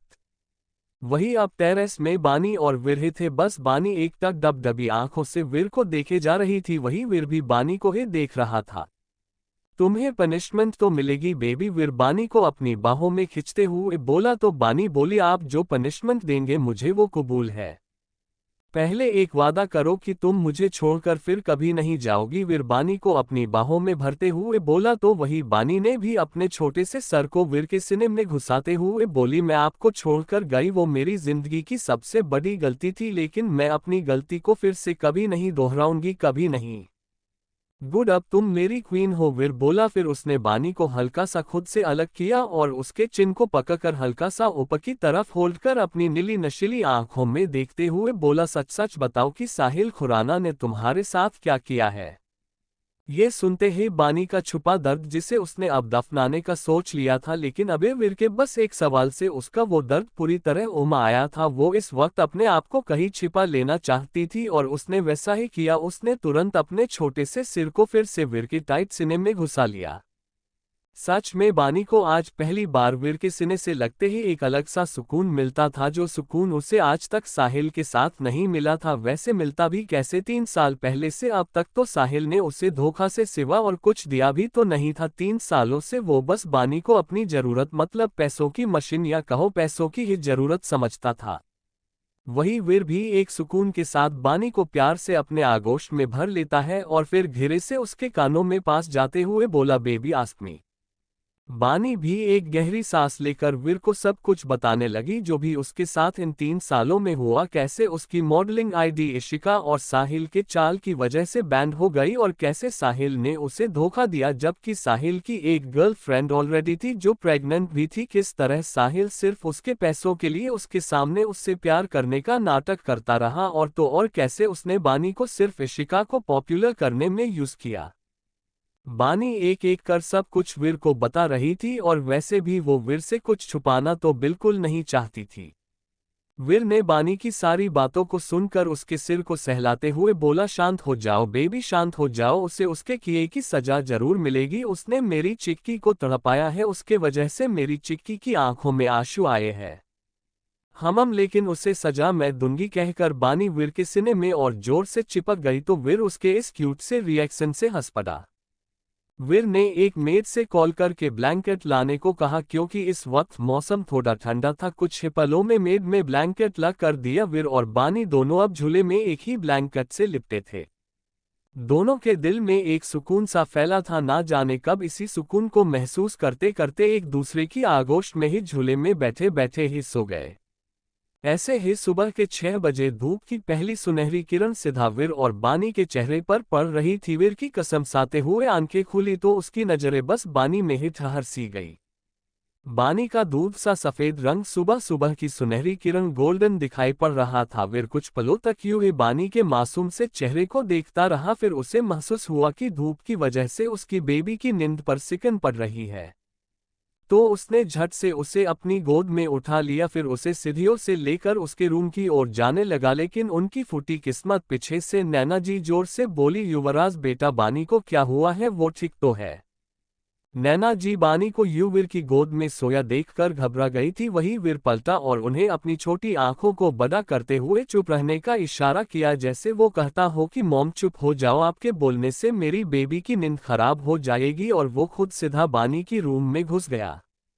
लेकिन नैना जी कहाँ अपने बेटे के बाने के लिए पॉजिटिव नेचर और उसके इशारे को समझने वाली थी। वो वही खड़ी रही कि जब वीर रूम से बाहर आएगा तो वो उनसे बानी के बारे में पूछेगी कि उसे क्या हुआ है। वही वीर ने धीरे से बानी को बेड में लेटाया और उसे ब्लैंकेट ओढ़ा दिया। फिर वो प्यार से उसके सिर पर हाथ फेरते हुए उसके फोरहेड में किस करके फिर से अपने कोल्ड एक्सप्रेशन को लिए रूम से बाहर आ गया। लेकिन सामने से उसके रूम से निकलते ही नैना जी बोल पड़ी, युवराज बताइए बानी को हुआ क्या है। मॉम चिक्की सो रही थी इसलिए मैंने उसे रूम में ला कर सुला दिया। इतना कहते हुए वो अपने रूम की तरफ बढ़ गया, लेकिन नैना जी के मन में 1000 सवाल छोड़ गया कि आखिर बानी को वीर कहाँ से ला के रूम में सुला रहा था वगैरह वगैरह। लेकिन वो मुस्कुराते हुए अपने कामों में लग गई। आज हल्दी की रस्म थी और रस्म शाम के 5 बजे थी, इसलिए सुबह से ही सभी अपने अपने कामों में लगे हुए थे। आज पूरे पैलेस को ग्रीन फ्लावर्स और ग्रीन लाइट्स से सजाया जा रहा था। नैना जी डेकोरेशंस को देख रही थी तो वही स्वरा जी खाने का देख रही थी। हालांकि नैना जी ने उन्हें ये सब करने से मना किया था, लेकिन उनके भी बेटे और बेटी दोनों की शादी थी। वो कहाँ शांत बैठने वाली थी, वो भी जिद करके कामों में लगी हुई थी। इधर हमारे बुले ग्रुप मतलब गीता जी, गौरव जी, वैभव जी और अर्पणा जी बेसमेंट साइड में अपने गप सड़ाके में लगे थे। वही सुरेंद्र ही और अमन जी भी कुछ कुछ तैयारियों में लगे थे। वही हमारे धैर्य बाबू अभी भी प्राची के सपने देख देख कर सो रहे थे। प्राची मैडम सोकर उठ चुकी थी, वो वॉशरूम में थी और हमारे शिखा और वंश बाबू भी अपने अपने कमरे में थे और हमारे वीर बाबू अपने स्टडी रूम में बुक पढ़ रहे थे। अभी उनका ऑफिस जाना बंद था। वही बानी तो अभी तक गधे घोड़े हाथी शेर बाघ सभी चीज बेचकर सो रही थी। ऐसे ही धीरे धीरे वक्त बीतता गया और बज गए शाम के 3। बानी अपने रूम में बेड में बैठी सोशल मीडिया न्यूज पढ़ रही थी, जहां आज की हेडलाइंस में छपा था साहिल खुराना की कंपनी एसके ग्रुप की मॉडल इशिका तिवारी ने अपनी जगह बनाई मुंबई के टॉप 10 मॉडल में। बानी ये न्यूज पढ़कर एक अजीब सी स्माइल करते हुए अपने फोन का स्क्रीन बेड में पलटकर सोचने लगी, क्या मैं कभी साहिल खुराना की असलियत सबके सामने ला पाऊंगी। बानी यही सोच रही थी कि तभी उसके रूम का दूर नॉक हुआ। कम इन बानी अपने एक्सप्रेशन को एकदम से चेंज करते हुए बोली तो सामने से स्वरा जी अपने हाथ में शेई लिए आई। बानी उन्हें देख मुस्कुराते हुए बोली, मॉम आप हम्मा बेटा ये तुम्हारे आज के कपड़े हैं जिसे तुम्हें आज के हल्दी की रस्म में पहनना है। स्वरा जी मेहंदी के जोड़े को बेड में रखते हुए बोली तो बानी मुस्कुराने लगी। वही स्वरा जी बानी के चेहरे को अपने हाथ में थामते हुए बोली, बानी तुम खुश तो हो ना इस रिश्ते से। स्वरा जी के दिल में अभी तक ये कंफ्यूजन था कि बानी इस रिश्ते से खुश है या नहीं। वही उनकी बात पर बानी हंसते हुए उनके हाथों में अपने हाथ को रखते हुए बोली, यस मॉम मैं चिकू से शादी करने से बहुत खुश हूँ, हमेशा खुश रहो। कहते हुए स्वरा जी चली गई। वही बानी ने अपने आंखों के किनारे साफ किए और उस जोड़े को उठाकर क्लोजेट रूम की ओर चली गई। इधर वीर के पास भी उसका कुर्ता आ चुका था, वो बार बार उससे ही घूरे जा रहा था। व्हाट द हेल, आज मैं इस कुर्ते को पहनूंगा। कहते हुए वीर ने अपना फोन निकाला, फिर किसी को कॉल करके बोला, डैड मैं इस कुर्ते को नहीं पहनने वाला, आप कुछ कीजिए। उधर से सुरेंद्र जी उसकी बात पर बोले, अब मेरे दुल्हे साहब आपको तो वही पहनना होगा क्योंकि वो आपके दादाजी ने आपको पहनने को कहा है, और अगर आपने कोई दूसरी ड्रेस पहनी तो आपके दादाजी आपसे नाराज हो जाएंगे। डैड आप तो मेरी फीलिंग्स को समझो, वीर बोला तो सुरेंद्र जी हंसते हुए बोले, नो मेरे क्रूल किंग अब आप जाल में फंस चुके हैं। कहते हुए उन्होंने कॉल कट कर दिया। वही वीर बेचारा अब ना चाहते हुए भी उस कुर्ते को उठाकर क्लोजेट रूम में चला गया। चाहे हमारे वीर बाबू दुनिया में कितने भी क्रूल किंग, हार्टल्स किंग या रूट किंग के नाम से अपने सख्त ऑरा और बिहेवियर के वजह से फेमस हो जाए, लेकिन उनकी फैमिली हद से ज्यादा अच्छी थी। वीर अपने डैड को अपना दोस्त मानता था और वो अपनी फैमिली के सामने सबके लिए बहुत ही लविंग था। वो जानता था कि आज वो जो कुछ भी है अपने डैड और अपनी फैमिली की वजह से ही है, तो इसलिए वो अपनी फैमिली की रिस्पेक्ट भरपूर करता था। लेकिन वो दुनिया के सामने सबके लिए उतना ही क्रूल हार्टलेस था जितना वो फैमिली के सामने लविंग था। उसके सामने तो किसी की नज़र तक उठाकर देखने की हिम्मत नहीं होती थी, हर कोई बस उसके नाम से ही डर उठता था। ऐसे ही मुहूर्त का वक्त होने को आया था, सभी लोग इकट्ठा हो गए थे सिवाय दूल्हा और दुल्हन के भी। शिखा नैना जी के साथ आई। एक पल के लिए शिखा की क्यूटनेस और उसकी खूबसूरती ने सबका ध्यान अपनी तरफ खींच लिया था। सच में वो ग्रीन लहंगे, ग्रीन फ्लावर्स ज्वेलरी में बहुत प्यारी लग रही थी। वो दुल्हा और दुल्हन के लिए सजे स्टेज के सोफे में बैठी की वंश की मौजूदगी ने भी एक पल के सबका ध्यान खुद की ओर खींच लिया। वंश ने भी आज ग्रीन कुर्ता और वाइट धोती सलवार पहना था, जिसमें वो काफी हॉट नजर आ रहा था। वो भी शिखा के बगल में बैठ गया। अरे हमारे युवराज और बानी कहाँ है, गीता जी बोली तो अर्पणा जी बोली, आते ही होंगे बस। लो आ गए। सभी सीढ़ियों की तरफ देखते हुए बोले, जहां से वीर और बानी साथ में एक दूसरे का हाथ थामे आ रहे थे। उनके इस कमाल के जोड़ी को तो बस हर कोई देखता ही रह गया।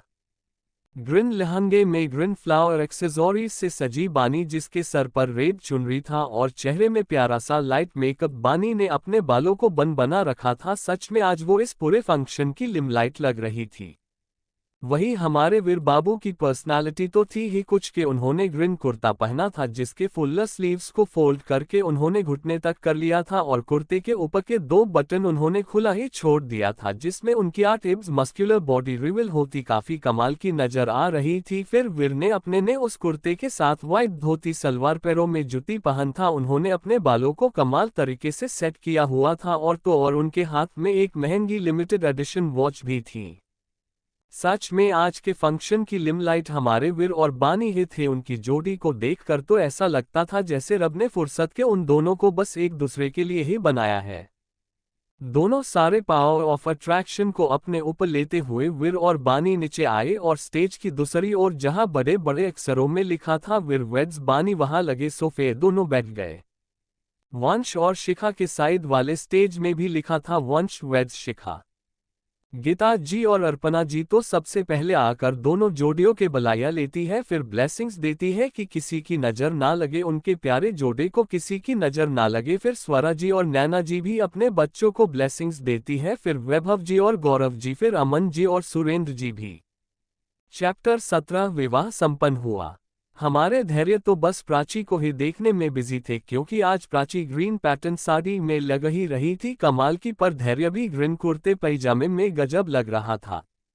धैर्य धीरे धीरे घसकते घसकते प्राची के पास आकर खड़ा हो गया, फिर बोला बहुत सुंदर लग रही हो। Thank you and same to you, Prachi भी मुस्कुराते हुए बोली।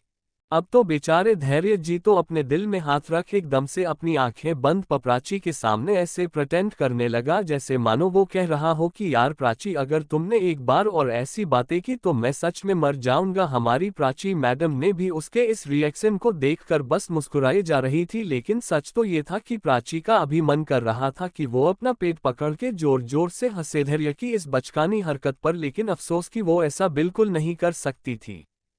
इधर पंडित जी बोले मुहूर्त हो गया है, अब वर वधू के हाथ में अपने हाथ से अपना नाम लिखे। सभी पंडित जी की बात पर हामी भरते हैं। वही हमारे ये 2 दुल्हा दुल्हन के जोड़े, जहां दुल्हा तो बस अपनी ही दुल्हन को निहारने में लगे थे, वही स्वरा जी और नैना जी दोनों जोड़ियों को शगुन की मेहंदी देती है। वीर मेहंदी की कोन को अपने हाथ में लेकर कभी बानी को देखता तो कभी मेहंदी की कोन को। उसके इस अनजाने रिएक्शन को देख बानी धीमी आवाज में बोली, क्या हुआ है, आप ऐसे क्यों देख रहे हैं। बानी की बात पर वीर उसके कानों के पास जाते हुए धीमी आवाज में बोला, आई डोंट नो कि इसे कैसे लगाते हैं।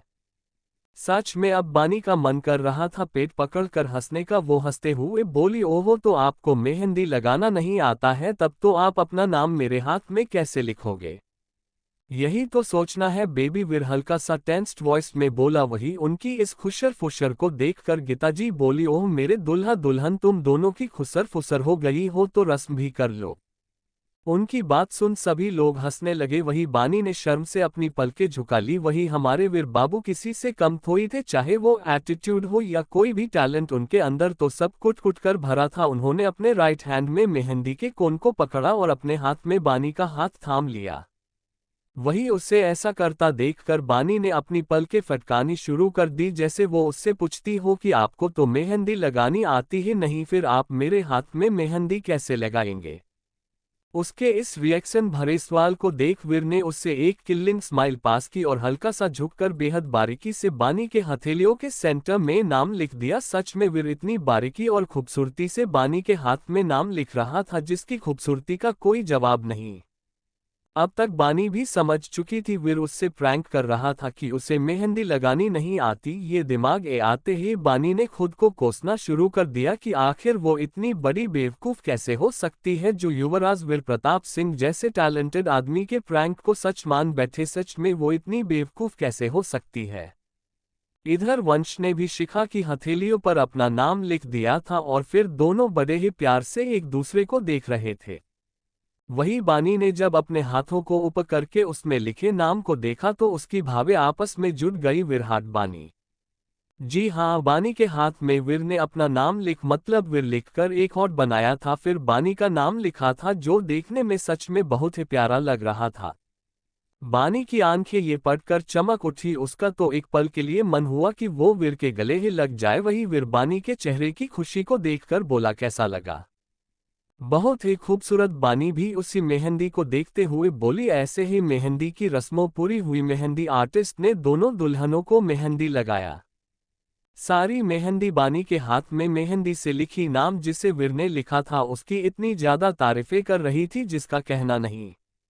वही वीर और वंश ने भी अपने अपने हाथ में अपनी दुल्हनों का नाम बड़े ही प्यार से लिखवाया। लेकिन ये क्या, हमारे धैर्य बाबू भी मेहंदी आर्टिस्ट के आगे पीछे घूम रहे थे ये कहते हुए प्लीज मेरे हाथ में भी नाम लिख दो प्लीज। लेकिन मजाल है जो उसकी बात कोई भी सुनता हो, क्योंकि भाई सब दुल्हन के ही मेहंदी में ही इतने बिजी थे कि धैर्य जी की फालतू की बातें सुनने का वक्त किसी के पास नहीं था। वही प्राची को धैर्य की हरकत और उसकी हालत को देखकर बहुत ज्यादा हंसी आ रही थी। फाइनली वो धैर्य के पास आई, फिर उसके बेचारे से शक्ल का मजाक उड़ाते हुए बोली, व्हाट हैपेंड मिस्टर धैर्य, आप बड़े ही सैड नजर आ रहे हैं। लेकिन बेचारे धैर्य को तो प्राची के सामने खुद को बहुत अच्छा प्रेटेंड करना था, इसलिए वो अपनी हाथ में पकड़ी मेहंदी के कोन को प्राची के हाथ में थमाते हुए बोला, मिस प्राची अब मेरी मेहंदी तुम लगाओगी। पर मुझे मेहंदी लगानी नहीं आती है, प्राची इनोसेंट सा फेस बनाते हुए बोली। तो धैर्य उसका हाथ पकड़कर अपने रूम में ले गया। फिर उसे अपने बैठा कर खुद नीचे बैठ गया और उसके सामने अपने हाथ को करते हुए बोला, चलो मेरे हाथ में जल्दी से प्रार्या लिखो। व्हाट, ये प्रार्या किसका नाम है, प्राची बोली। तो धैर्य हल्का सा सोचने की एक्टिंग करते हुए बोला, प्रार्या मेरी गर्लफ्रेंड का नाम है। ओहो कहते हुए प्राची ने धैर्य के हाथ में प्रार्या लिख दिया। हालांकि वो अच्छे से जानती थी ये प्रार्या का मतलब क्या है। जी हाँ, प्रार्या का मतलब है प्राची और धैर्य। लेकिन प्राची में उससे और कोई सवाल नहीं किया। धैर्य भी थैंक यू बोलकर वहां से चला गया। ऐसे ही आज की रस्म पूरी हुई। रात भी बीत गई। रात में आज भी वीर और बानी दोनों साथ में ही थे। आफ्टर ऑल अब हमारे वीर बाबू को बानी के बिना नींद कहाँ आती थी। सुबह हुई, आज शादी थी। आज की तैयारी पूरे घर में और भी जोरों शोरों से चल रही थी। आज पूरे पैलेस रेड रोजेज से डेकोरेट किया फिर जा रहा था और फिर हर तरफ रेड एंड गोल्डन कॉम्बिनेशन के बल्ब लगाए जा रहे थे। आज सभी घरवाले और भी ज्यादा बिजी थे। वही वीर और बानी की जब आंख खुली तो दोनों बानी के रूम में एक दूसरे से लिपटे थे। बानी ने वीर को झटका और अपने शर्म से लाल होते हुए चेहरे को दूसरी तरफ करते हुए बोली, बड़े बेशर्म है, आज अब जाइए मेरे रूम से। ओहो, तो अभी मैं तुम्हें बेशर्म नजर आ रहा हूं? कोई नहीं, वैसे आज ही हमारी शादी है, कहते हुए वीर रूम से निकल गया। वही बानी शर्म से लाल पीली होती हुई वॉशरूम में चली गई। ऐसे ही तैयारियों में पूरा दिन बीत गया। बानी को रेडी करने स्पेशल वीर ने फ्रांस के मेकअप आर्टिस्ट जेम्स को बुलाया था। उसी ने शिखा का मेकअप किया, फिर अभी वो बानी का मेकअप कर रहा था। वही वीर और वंश भी अपने रूम में रेडी हो रहे थे। इधर मंडप में पंडित जी बैठे हुए थे। दो मंडप को सजाया गया था। सभी घरवाले और मेहमान भी आ चुके थे, लेकिन मीडिया कहीं भी नजर नहीं आ रही थी। और मेहमान में भी सिर्फ दिल्ली या इंडिया, एशिया या वर्ल्ड के हाई रेप्यूटेड लोग ही थे, वरना ऐसे वैसे कोई नहीं जिससे मीडिया या पब्लिक में वीर और बानी की शादी लीक होने की कोई बात है पैदा होती थी। शाम के 7 बज चुके थे। पंडित जी टाइम देखते हुए बोले, मुहूर्त ला समय हो गया है, वर और वधू को बुलाइए। उनकी बात पर धैर्य पटाख से बोला, मैं दोनों ब्रो को बुलाता हूं और प्राची तुम बानी और शिखा को लेकर आओ। हम बानी भी बोली। दोनों चले गए। वही सभी फैमिली मेंबर्स और गेस्ट बेसब्री से दुल्हा और दुल्हन के आने का इंतजार कर रहे थे। सबसे ज्यादा गेस्ट को बानी मतलब वीर प्रताप सिंह के होने वाली पत्नी का इंतजार कर रहे थे, क्योंकि आज वो पहली बार उसे देखने वाले थे और वो ये भी देखना चाहते थे कि इस बसीने स्किन की क्वीन आखिर बन कौन रही है। तभी सबकी नज़र सीढ़ियों से उतर रहे 2 यंग पर्सनालिटी पर ही जाकर टिक गई। पार्टी में मौजूद सभी लड़कियां तो एक पल के लिए वीर के चार्मिंग लुक को देखकर उस पर आज मर मिटने को तैयार हो उठी थी। सच में मरहून शेरवानी, गोल्डन वर्क राजघराने टाइप हार और सर में सेहरा जिसे वीर ने ऊपर की ओर उछाल कर उठा रखा था। उसकी हाथों में उसकी राजघराने वाली तलवार जो उसके इस लुक को और भी अट्रैक्टिव बना रही थी। सच में वीर आज किसी किंग से कम नहीं लग रहा था। वही वंश का भी वही लुक था, वो भी बहुत ज्यादा हैंडसम लग रहा था। दोनों आकर मंडप में बैठ गए। वही धैर्य साइड में खड़ा हो गया। वीर की नीली आंखें अपनी क्वीन को ही तलाश रही थी। भी एक बार फिर सबकी नजर सीढ़ियों पर जाकर टिक गई। वीर और वंश भी बस एकटक उधर ही देखे जा रहे थे। हर किसी के जुबान में था, हाउ ब्यूटीफुल। स्वरा जी और नैना जी की तो आंखें ही छलक गई थी अपनी बेटियों को इतना सुंदर और दुल्हन के अवतार ने देखकर। उन दोनों ने अपने आंखों के किनारे साफ किए और फिर अपनी चांद से प्यारी बेटियों की तरफ देखने लगी। दोनों दुल्हन मंडप में आकर बैठी, प्राची धैर्य के बगल में आकर खड़ी हो गई। फिर शादी की रस्में शुरू हुई, लेकिन हमारे वीर बाबू और वंश साहब की नजरें तो अपनी दुल्हन से हटने का नाम ही नहीं ले रही थी। सच में दुल्हन के मरहून सुर्ख जोड़े में गोल्डन हैवी ज्वेलरी पहने बहुत ही ज्यादा ग्लैमरस लग रही थी। बानी के चेहरे पर डार्क ब्राइडल मेकुल था और उसके बालों का जुड़ा बनाकर उसमें फूलों के गजरे लपेटे हुए थे और सर पर बड़ी सी हैवी रेड चुनरी भी थी। बानी के हाथों में कलीरे थे जो काफी खूबसूरत लग रहे थे। सच में बानी की मखमली बॉडी इस लुक में बहुत ही ज्यादा ग्लैमरस ब्यूटीफुल लग रही थी। वही शिखा भी किसी से कम नहीं लग रही थी, वो भी रेडक दुल्हा के जोड़े में ग्रीन हैवी वर्क ज्वेलरी में डार्क ब्राइडल मेकअप में वो बहुत ही प्यारी लग रही थी। शादी की सारी रस्में हो रही थी। पहले के 4 फेरों में वीर और वंश अपनी अपनी दुल्हनों के आगे थे, फिर बाकी के 3 फेरों में बानी और शिखा आगे थी। पंडित जी बेहद खूबसूरती के साथ मंत्र उच्चारण कर रहे थे। ऐसे ही मंगलसूत्र और सिंदूर लगाने जैसी भी बाकी की रस्में होती है और पंडित जी लास्ट में बोलते हैं, विवाह संपन्न हुआ, अब वर वधू अपने बड़ों का आशीर्वाद ले। दोनों जोड़े खड़े हुए, उन्होंने सबका आशीर्वाद लिया, सभी बड़ों ने उन्हें आशीर्वाद दिया। अब धीरे धीरे सभी गेस्ट भी डिनर करके जाने लगे। अब बारी थी दुल्हा मतलब शिखा के विदाई की। बानी अपने मॉम दादाजी और दादी जी गले लगकर रो रही थी, लेकिन उसके अंदर इतनी हिम्मत नहीं थी कि वो अमन जी के पास जा सके। लेकिन आज अमन जी खुद आगे आए और उन्होंने बानी को अपने सीने से लगा लिया। खुश रहो मेरा बच्चा, हमेशा खुश रहो, अमन जी बानी से बोले। वही बानी की आंखों में अब खुशी के आंसू झलकने लगे। Thank you dad, thank you मुझे माफ करने के लिए। इधर शिखा भी अपने पूरे परिवार के गले लगकर रो रही थी। ऐसे ही देखते देखते शिखा की विदाई हो गई। बानी का भी पूरा परिवार अब जा चुका था। बानी की भी आंखें नम थी। वही वीर ने उसके हाथ को जोर से जकड़ा और बोला, बेबी इसमें रोने वाली कौन सी बात है, मैं कहाँ रो रही हूँ, बानी बोली। लेकिन ये सरासर झूठ था, उसकी सिसकी की आवाज सब कोई सुन सकते थे। वहीं नैना जी ने भी खुद के इमोशंस को कंट्रोल किया और फिर दोनों से बोली, युवराज आप अपने कमरे में जाइए, मैं बानी को लेकर आती हूँ। ओक कहकर वीर चला गया। वहीं नैना जी बानी को कंधे से थाम बोली, आज से तुम मेरी बहू नहीं बल्कि मेरी बेटी हो और तुम भी मुझे सास नहीं बल्कि माँ समझोगी, अंडरस्टैंड। ओक आंटी बानी भी बोली तो नैना जी ने अपनी दोनों आईब्रोज आपस में जोड़ लिए, फिर बोली, आंटी नहीं मॉम।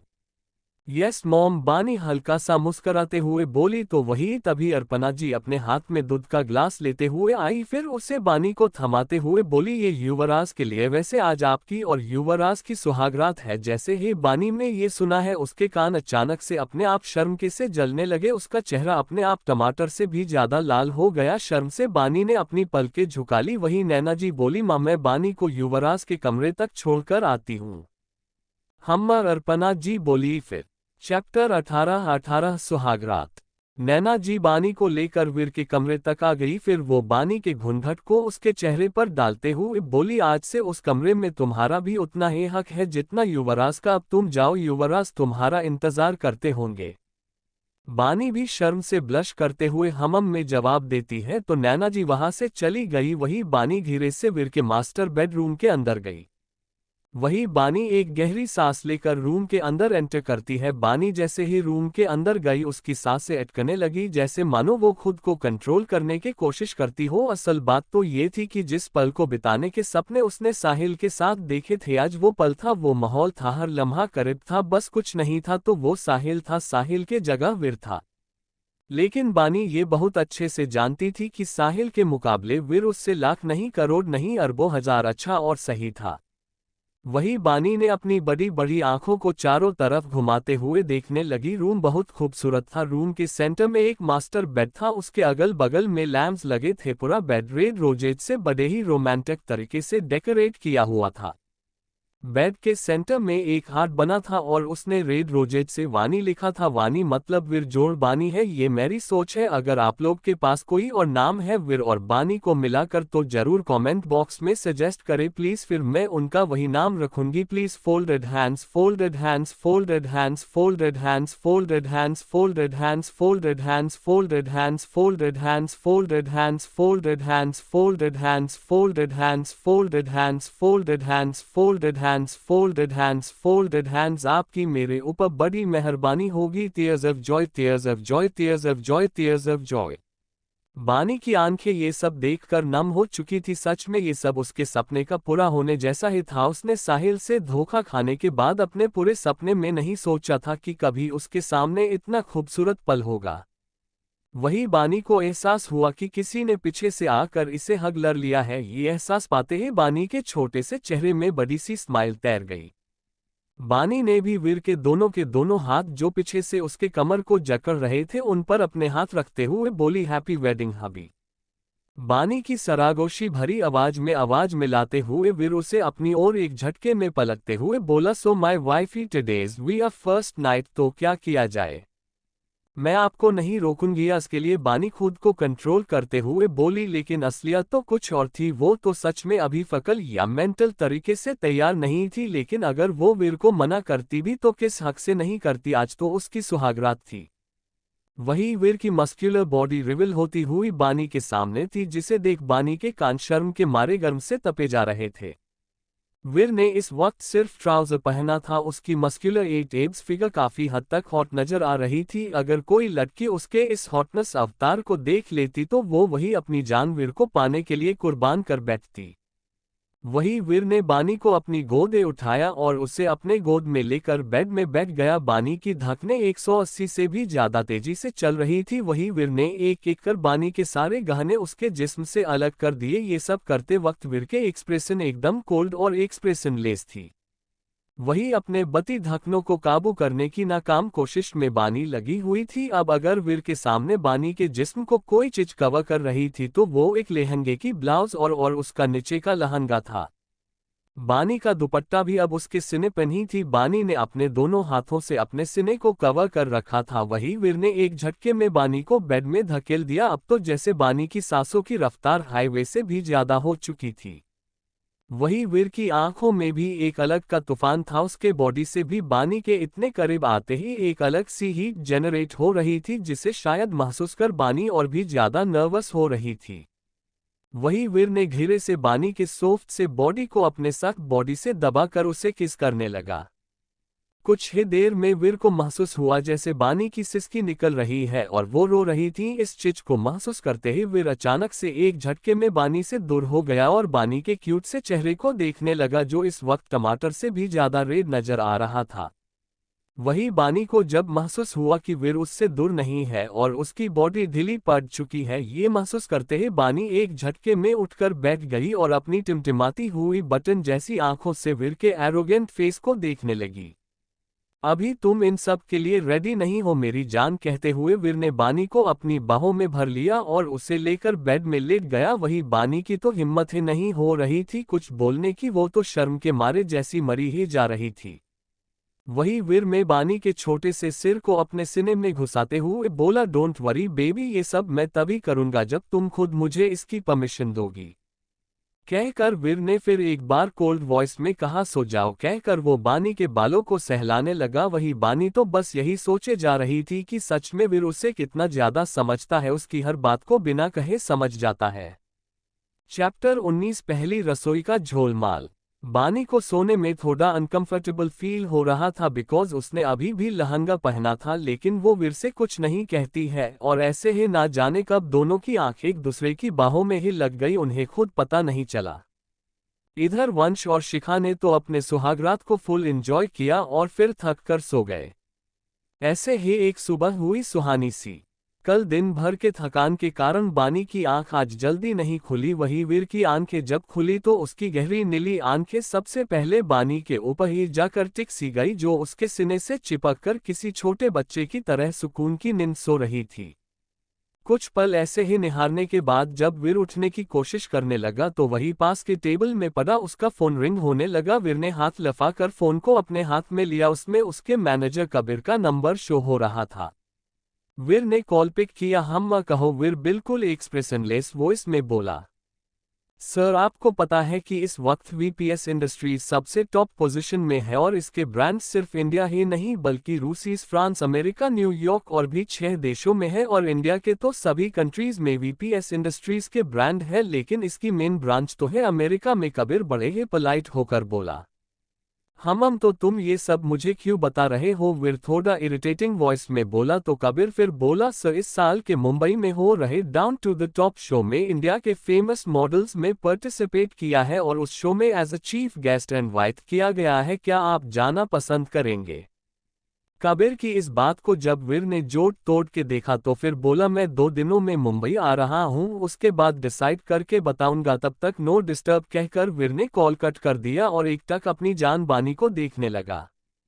सुबह की सुनहरी किरणें बानी के गोरे चेहरे में इतनी खूबसूरती के साथ पड़ रही थी कि बानी का वाइट चेहरा गोल्डन नजर आ रहा था। वीर ने धीरे से बानी को बेड के साइड में लेटाया और खुद उठकर वॉशरूम चला गया। ऐसी ही 9 बज गए। आज बानी की पहली रसोई थी, इसलिए वो रेडी होकर किचन में कुछ बनाने की कोशिश कर रही थी, पर बना तो सब वीर रहा था। अच्छा, एक बात बताइए, आपके अंदर भगवान ने दुनिया की सारी टैलेंट भर रखी है क्या? बानी वीर को इतने परफेक्ट तरीके से ब्रेकफास्ट बनाते देख बोली। तो वीर हंसते हुए बोला, बेबी ज्यादा मत चिल्लाओ, वरना अगर मॉम या दादी आ गई ना तब तो तुम्हारी सारी काली करतूतें सामने आ जाएगी। वीर की बात एकदम 100% सही थी। अब बानी अगर अच्छे से खाना बन लेती तो बेचारे वीर को क्यों उसकी जगह में खाना चोरी चुपके बनाना पड़ता। यही सोचकर बानी अपने छोटे से चेहरे को लटकाए साइड में खड़ी होकर वीर को ये सब करते हुए बस देखने लगी। वही वीर ने भी जल्दी से ब्रेकफास्ट रेडी किया। फिर उसने अपने हाथ धोए और सीधा आकर उसने बानी को अपने गोद में उठा लिया। ये क्या कर रहे हैं आप? उतारिए मुझे नीचे, कोई आ जाएगा। कोई आता है तो आने दो, वैसे भी तुम मेरी बीवी हो और मुझे किसी से डर नहीं लगता। वीर इतना बड़े रुतबे के साथ बोल ही रहा था कि पीछे से आवाज आई, अच्छा तो हमारे युवराज को किसी से डर नहीं लगता है? बिल्कुल नहीं। वीर भी बिना उस ओर देखे बानी को अपनी गोद में उठाए उसे घुमाते हुए बोला। वही बानी की तो हवा टाइट हो रही थी सुरेंद्र जी को देखकर, और तो और शर्म से उसका पूरा फेस लाल हो रहा था। वो वीर को बताना चाहती थी कि पीछे सुरेंद्र जी है, लेकिन सुरेंद्र जी ने इशारे से बानी को बताने से मना कर दिया था, इसीलिए वो भी मजबूरन चुप थी। वही वीर बिना कुछ सोचे समझे बानी के होठों को चुमने ही जा रहा था। जब ये बानी ने देखा कि वीर उसे सुरेंद्र जी के सामने किस करने वाला है, वो बुरी तरह से पैनिक होने लगी, लेकिन उसके जुबान में तो सुरेंद्र जी ने ताला लगा रखा था। ए किस नो किस बेटा, इतनी भी जल्दी क्या है जो तुम किचन है में शुरू हो गए? इस बार सुरेंद्र जी ने ये बात वीर के कंधे में अपने हाथ फेरते हुआ कहा था। वही बानी को अब जाकर जहां थोड़ा सा चैन मिला तो वही वीर एबनॉर्मल एक्सप्रेशन के साथ मुड़ा और सुरेंद्र जी की तरफ अपने दोनों आईब्राव आपस में जोते हुए बोला, डैड अब आप मेरे रोमांस के 5वें दुश्मन हैं। और मेरे से पहले वो 4 दुश्मन कौन थे? सुरेंद्र जी ने भी उतना ही इंटरेस्ट के साथ कहा। तो वीर बानी को अपने साथ अपने गोद में उठाए ही ले जाते हुए हल्का सा मुड़कर बोला, डैड आप मॉम पर ध्यान दो, किसी और के रोमांस में नहीं। इतना कहते हुए वीर वहां से चला गया, लेकिन बानी तो आज खुद को मारने का मन कर रहा था। मतलब यार क्या है, भाई का दोस्त का बहन का तो समझ में आता है, लेकिन अब बाप को डायरेक्ट ये आदमी अपने रोमांस के 5वें दुश्मन बोल रहा था। सच में ये कुछ ज्यादा था। खैर से सिर दर्दी हम हमारी हीरोइन पर छोते हैं, हमें क्या लेना देना कि हमारा हीरो बेशर्म है ताशर्म वाला, उससे लेना देना तो सिर्फ हमारी हीरोइन की है। थोड़ी ही देर में सभी लोग डिनिंग एरिया के खुशी खुशी इकट्ठे हुए, क्योंकि भाई आज बानी की पहली रसोई थी और आज बानी ने नाश्ता बनाया है सबकी नज़र में। लेकिन उन गलत फहमी पालने वाले बेचारों क्या पता कि आखिर आज की पहली रसोई की रस्म वीर ने पूरी की है या बानी ने।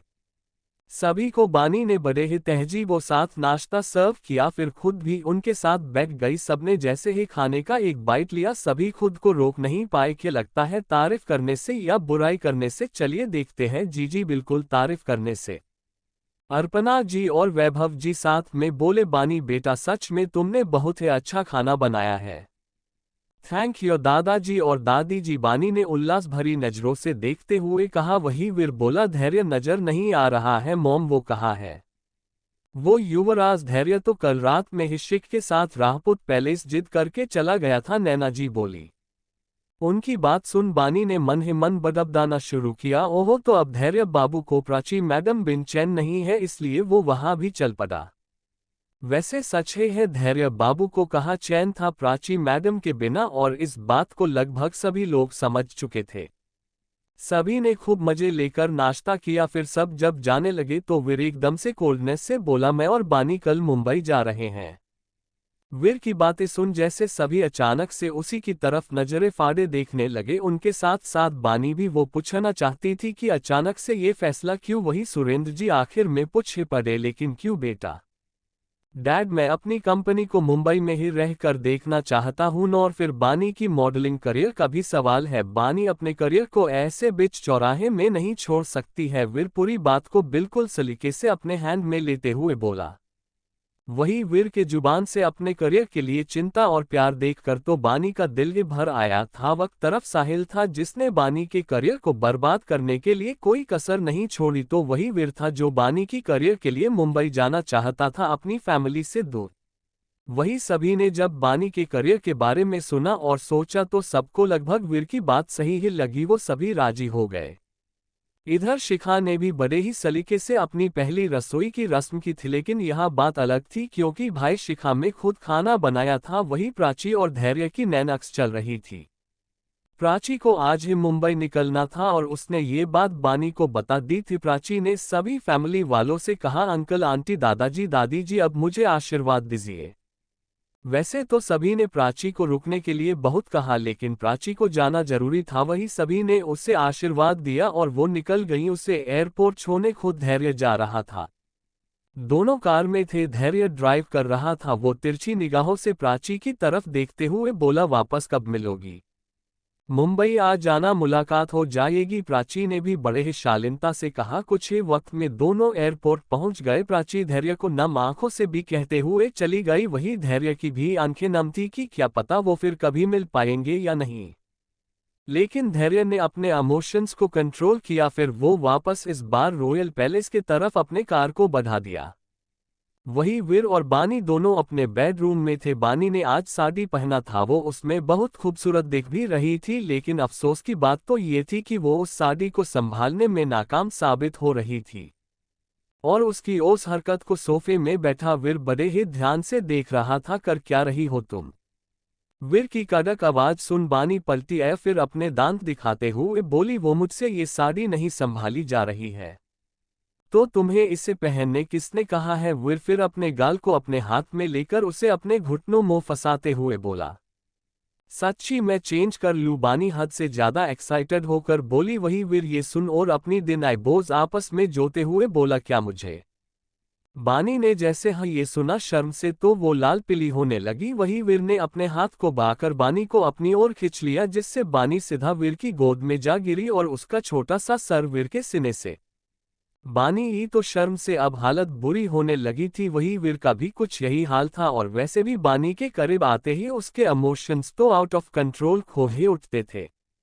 वीर ने खुद के हाई इमोशंस को साइड में रखते हुए बानी के पिंक गुलाब के पंखुड़ियों जैसे होठ पर अपने होठ रख देता है। वीर के ऐसे अचानक के रिएक्शन से तो बानी हैरान थी, लेकिन अब बेचारी भी क्या ही कर सकती थी सिवाय वीर के किस में उसके साथ देने का। वीर भी काफी पैशनेट होकर बानी को किस कर रहा था, लेकिन कहते हैं ना, दुनिया में फोन सबसे बड़ा दुश्मन है। चैप्टर 20 बदले की शुरुआत। बानी का फोन बज उठा। कॉल की आवाज सुनते ही वीर में बानी को छोड़ दिया। वही बानी जो जल्दी से खड़ी हुई और अपनी शर्म से झुकी नजरों को लिए ही अपने फोन में देखने लगी कि किसका कॉल है। सामने साहिल का नो फ्लैश हो रहा था। साहिल का नो देखते ही बानी के तो जैसे हवाया ही उड़ गई। वही वीर ने जब बानी के ऐसे बदलते हुए एक्सप्रेशन को देखा तो डायरेक्ट पूछ पड़ा, किसका कॉल है? वीर की आवाज सुन बानी ने अपना फोन आगे कर दिया, जिससे वीर भी साहिल का नो साफ साफ देख पा रहा था। वीर ने जब देखा कि साहिल का कॉल है तो उसके भावे आपस में जुड़ गई। वही बानी वीर के ऐसे एक्सप्रेशन को लाचारी के साथ देख रही थी। वीर ने नदम कोल्ड वॉइस में कहा, कॉल पिक करो और स्पीकर पर डालो। बानी ने भी किसी आज्ञाकारी बच्चे की तरह बिल्कुल वैसा ही किया। उसने साहिल का कॉल पिक किया और स्पीकर में डाल दिया। वही साहिल की आवाज कॉल की दूसरी तरफ से आई। बानी, कहाँ हो तुम? मैं तुम्हें कल से कॉल ट्राई कर रहा हूँ लेकिन तुम मेरा कॉल इग्नोर कर रही हो कहाँ तुम? मैंने तुम्हें बताया था ना कि मैं अमेरिका में हूं, तो फिर तुम मुझे ऐसे परेशान क्यों कर रहे हो? बानी एकदम उखाड़ी हुई आवाज में बोली। वही साहिल इन सब को इग्नोर मारते हुए बोला, बानी 26 दिनों बाद dawn to the top show है और तुम्हें पता है इशिका उस शो के लिए सेलेक्ट हो गई है। हाँ तो इसमें मैं क्या करूं? बानी बोली। तो साहिल बोला, तुम्हें कुछ करना नहीं है, बस तुम अब जल्दी से आ जाओ। कर साहिल ने कॉल कट कर दिया। वही वीर जो साहिल और बानी की सारी बातें सुन रहा था। कॉल कट होने के बाद वो बानी को वापस से खींचकर अपने गोद में बैठाते हुए बोला, तुम अभी भी साहिल के साथ काम करोगी? मैं करना तो नहीं चाहती हूँ लेकिन मैं अभी भी, मतलब मेरी इड ब्लॉक होने के बाद भी मैं एसके ग्रुप की कंट्रैक्टेड मॉडल हूँ। बानी बोली। तो वीर उसके कल बालों को अपनी उंगलियों से घुमाते हुए बोला, तुम उसके साथ क्या करने वाली हो? मैं उसके साथ अब जब तक मैं खुद उसे सड़क में ला कर खड़ा नहीं कर देती हूँ तब तक मैं चैन की सांस नहीं लेने वाली हूँ। बानी गुस्से से काबाबुला होते हुए बोली। तो वही वीर उसकी बात पर उसके कानों के एकदम करीब जाते हुए बोला, तुम कहो तो मैं अभी उसे सड़क में ले आता हूँ। नहीं, बिल्कुल नहीं, मैं उससे अपना बदला खुद लूंगी। बानी बोली। वही वीर उसके आंखों में साहिल के लिए बेशुमार नफरत साफ साफ देख पा रहा था, जिसे देखकर उसे एक अलग सा सुकून मिल रहा था। ऐसे ही वो पूरा दिन गुजर गया और रात भी गुजर गई। अगले दिन आज वीर और बानी मुंबई जाने वाले थे, इसलिए बानी सुबह सुबह ही पैकिंग कर रही थी। वही वीर बड़े ही प्यार से बानी को देख रहा था। बानी ने पैकिंग किया और फिर रेडी होने चली गई। वही वीर भी रेडी होने चला गया। आज बानी अपने पुराने अवतार में मुंबई लौटने वाली थी। अभी जब तक वो साहिल से अपना बदला पूरा नहीं कर लेती है तब तक वो और वीर अपनी शादी को रिवील नहीं करने वाले थे मीडिया और पब्लिक के सामने। वीर रेडी होकर अपने रूम में आ गया और मिरर के सामने खड़े होकर अपने हाथ में वॉच पहनने लगा। वीर का लुक आज का और भी ज्यादा हॉट और हॉट ही था। वीर ने आज व्हाइट शर्ट में ब्लैक 3 पीस सूट पहना था। उसने अपने बालों को सेट कर रखा था। वही उसने पैरों में ब्लैक ही लेदर शू भी पहन रखा था। उसकी पर्सनालिटी पर बहुत ही ज्यादा शूट कर रहा था। और उसने एक हाथ में लिमिटेड एडिशन की रिस्ट वॉच जो और भी ज्यादा हॉटनेस से भरी थी। लेकिन कोई और भी था जो इस धरती में वीर के साथ बिजली गिराने वाली थी। जी हाँ, बानी जैसे ही चेंजिंग रूम से रेडी होकर आई, उसकी निगाहें तो वीर के हॉट पर्सनैलिटी को देखकर उसकी नजरें तो वीर से हटने का नाम ही नहीं ले रही थी। वही वीर की भी नजरें उसकी क्वीन मतलब बानी पर गई तो बस उसी पर टिक गई। उफ, तेरी ये नैन जुल्फे, मेरा दिल इस पर है बार बार फिसले, तेरी ये खूबसूरत अदा मुझे करे है बार तुझ पर फिदा। महरून हाई नेक टॉप में ब्लैक मिनी स्कर्ट में बानी ने अपने लंबे बालों को खुला ही छोड़ दिया था और उसके चेहरे पर भी बहुत ही क्यूट सा मेकअप था। और बानी ने हाई बूट्स भी पैरों में पहने थे।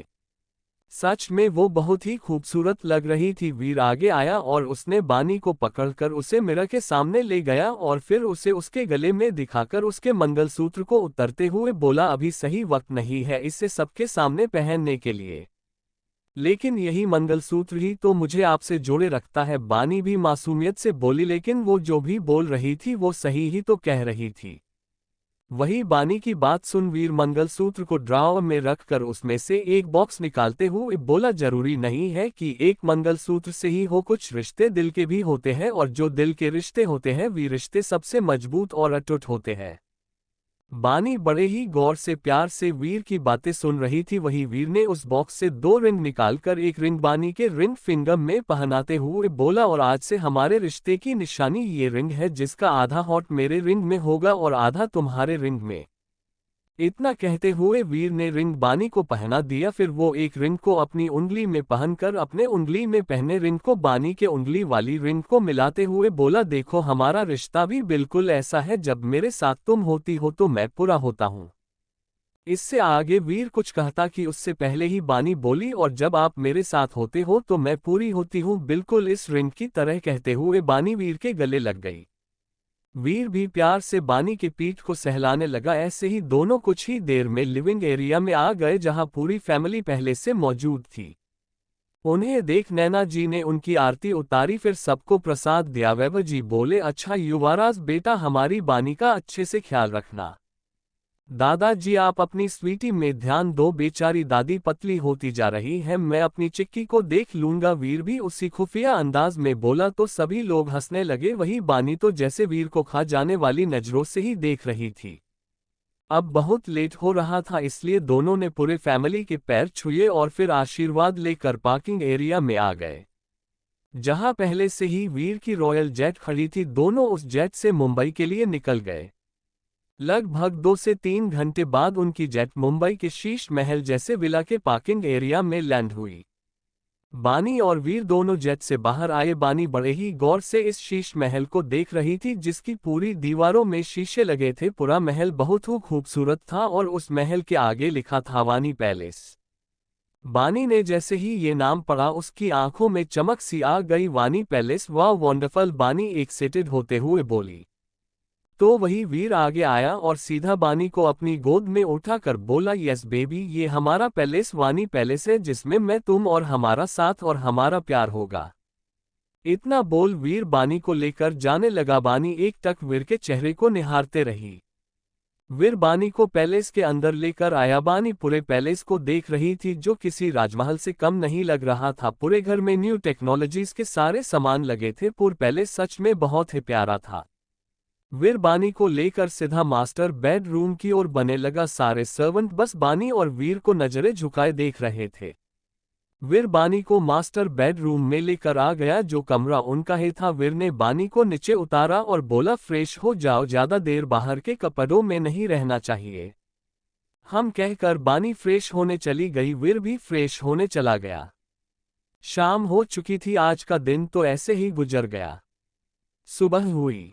बानी सोकर उठी। बानी ने पहले ही प्राची को बता दिया था कि वो मुंबई आ गई है, और उसने साहिल को भी मैसेज कर दिया था कि वो मुंबई आ चुकी है। बानी रेडी हुई, वीर भी रेडी हुआ, फिर दोनों ने ब्रेकफास्ट किया। आज से तुम वापस एसके ग्रुप ज्वाइन कर रही हो? वीर बानी की ओर देखते हुए बोला, तो बानी भी बोली, हाँ, आज से मेरा बदला शुरू होगा। वैसे बेबी, अगर साहिल को हमारे रिश्ते के बारे में पता चल गया तो उसका रिएक्शन कैसा होगा? वीर थोड़ा सा बानी के बालों को उसके कंधे के पीछे करते हुए बोला। तो बानी बोली, वही मोमेंट तो मैं देखने के लिए एक्साइटेड हूं। बानी की बात पर दोनों हंसने लगे। कुछ देर में वीर अपने इंडस्ट्रीज के लिए निकल गया। वही बानी भी ड्राइवर के साथ एसके ग्रुप ले लिए निकल गई। रास्ते में उसने प्राची को कॉल किया, प्राची प्लान याद है ना? यस बानी, अभी 9:30 हो रहे हैं और मैं 10 बजे तक वो फोटो सोशल मीडिया में लीक कर दूंगी, फिर होगी पूरी मीडिया में साहिल खुराना और इशिका तिवारी की बदनामी। प्राची एक अजीब सी मुस्कान के साथ बोली। तो वही बानी भी बोलकर कॉल कट कर दी। थोड़ी ही देर में उसकी कार एसके ग्रुप के सामने आकर रुकी। बानी कार से बाहर आई, फिर वो एसके ग्रुप के अंदर चली गई। इधर साहिल के केबिन में साहिल अपने चेयर में बैठा था और इशिका उसके गोद में बैठी थी। बेबी, कब तक तुम उस बानी से रिलेशन रखोगे? इशिका बोली।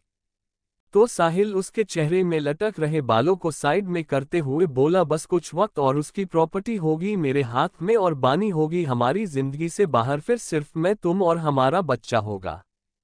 साहिल इतना कह ही रहा था कि बानी के केबिन का दूर ओपन कर दिया। बानी को देखकर तो साहिल एकदम घबरा उठा और उसने एक झटके में इशिका को नीचे गिरा दिया और बानी की तरफ देखकर बोला, अरे बानी, तुम आ गई, हम कब से तुम्हारा ही इंतजार कर रहे थे।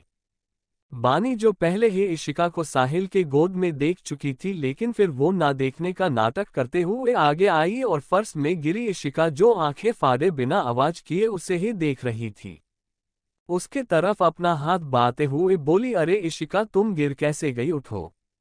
इशिका तो एक नज़र गुस्से से बानी की तरफ देखकर उसका हाथ पकड़कर खड़ी हो गई और फिर अपने कपड़े को झाड़ते हुए बोली, thank you, most welcome. Ishika, वैसे क्या तुम बाहर जा सकती हो? मुझे साहिल से बात करनी है। बानी दरवाजे की तरफ इशिका को दिखाते हुए बोली।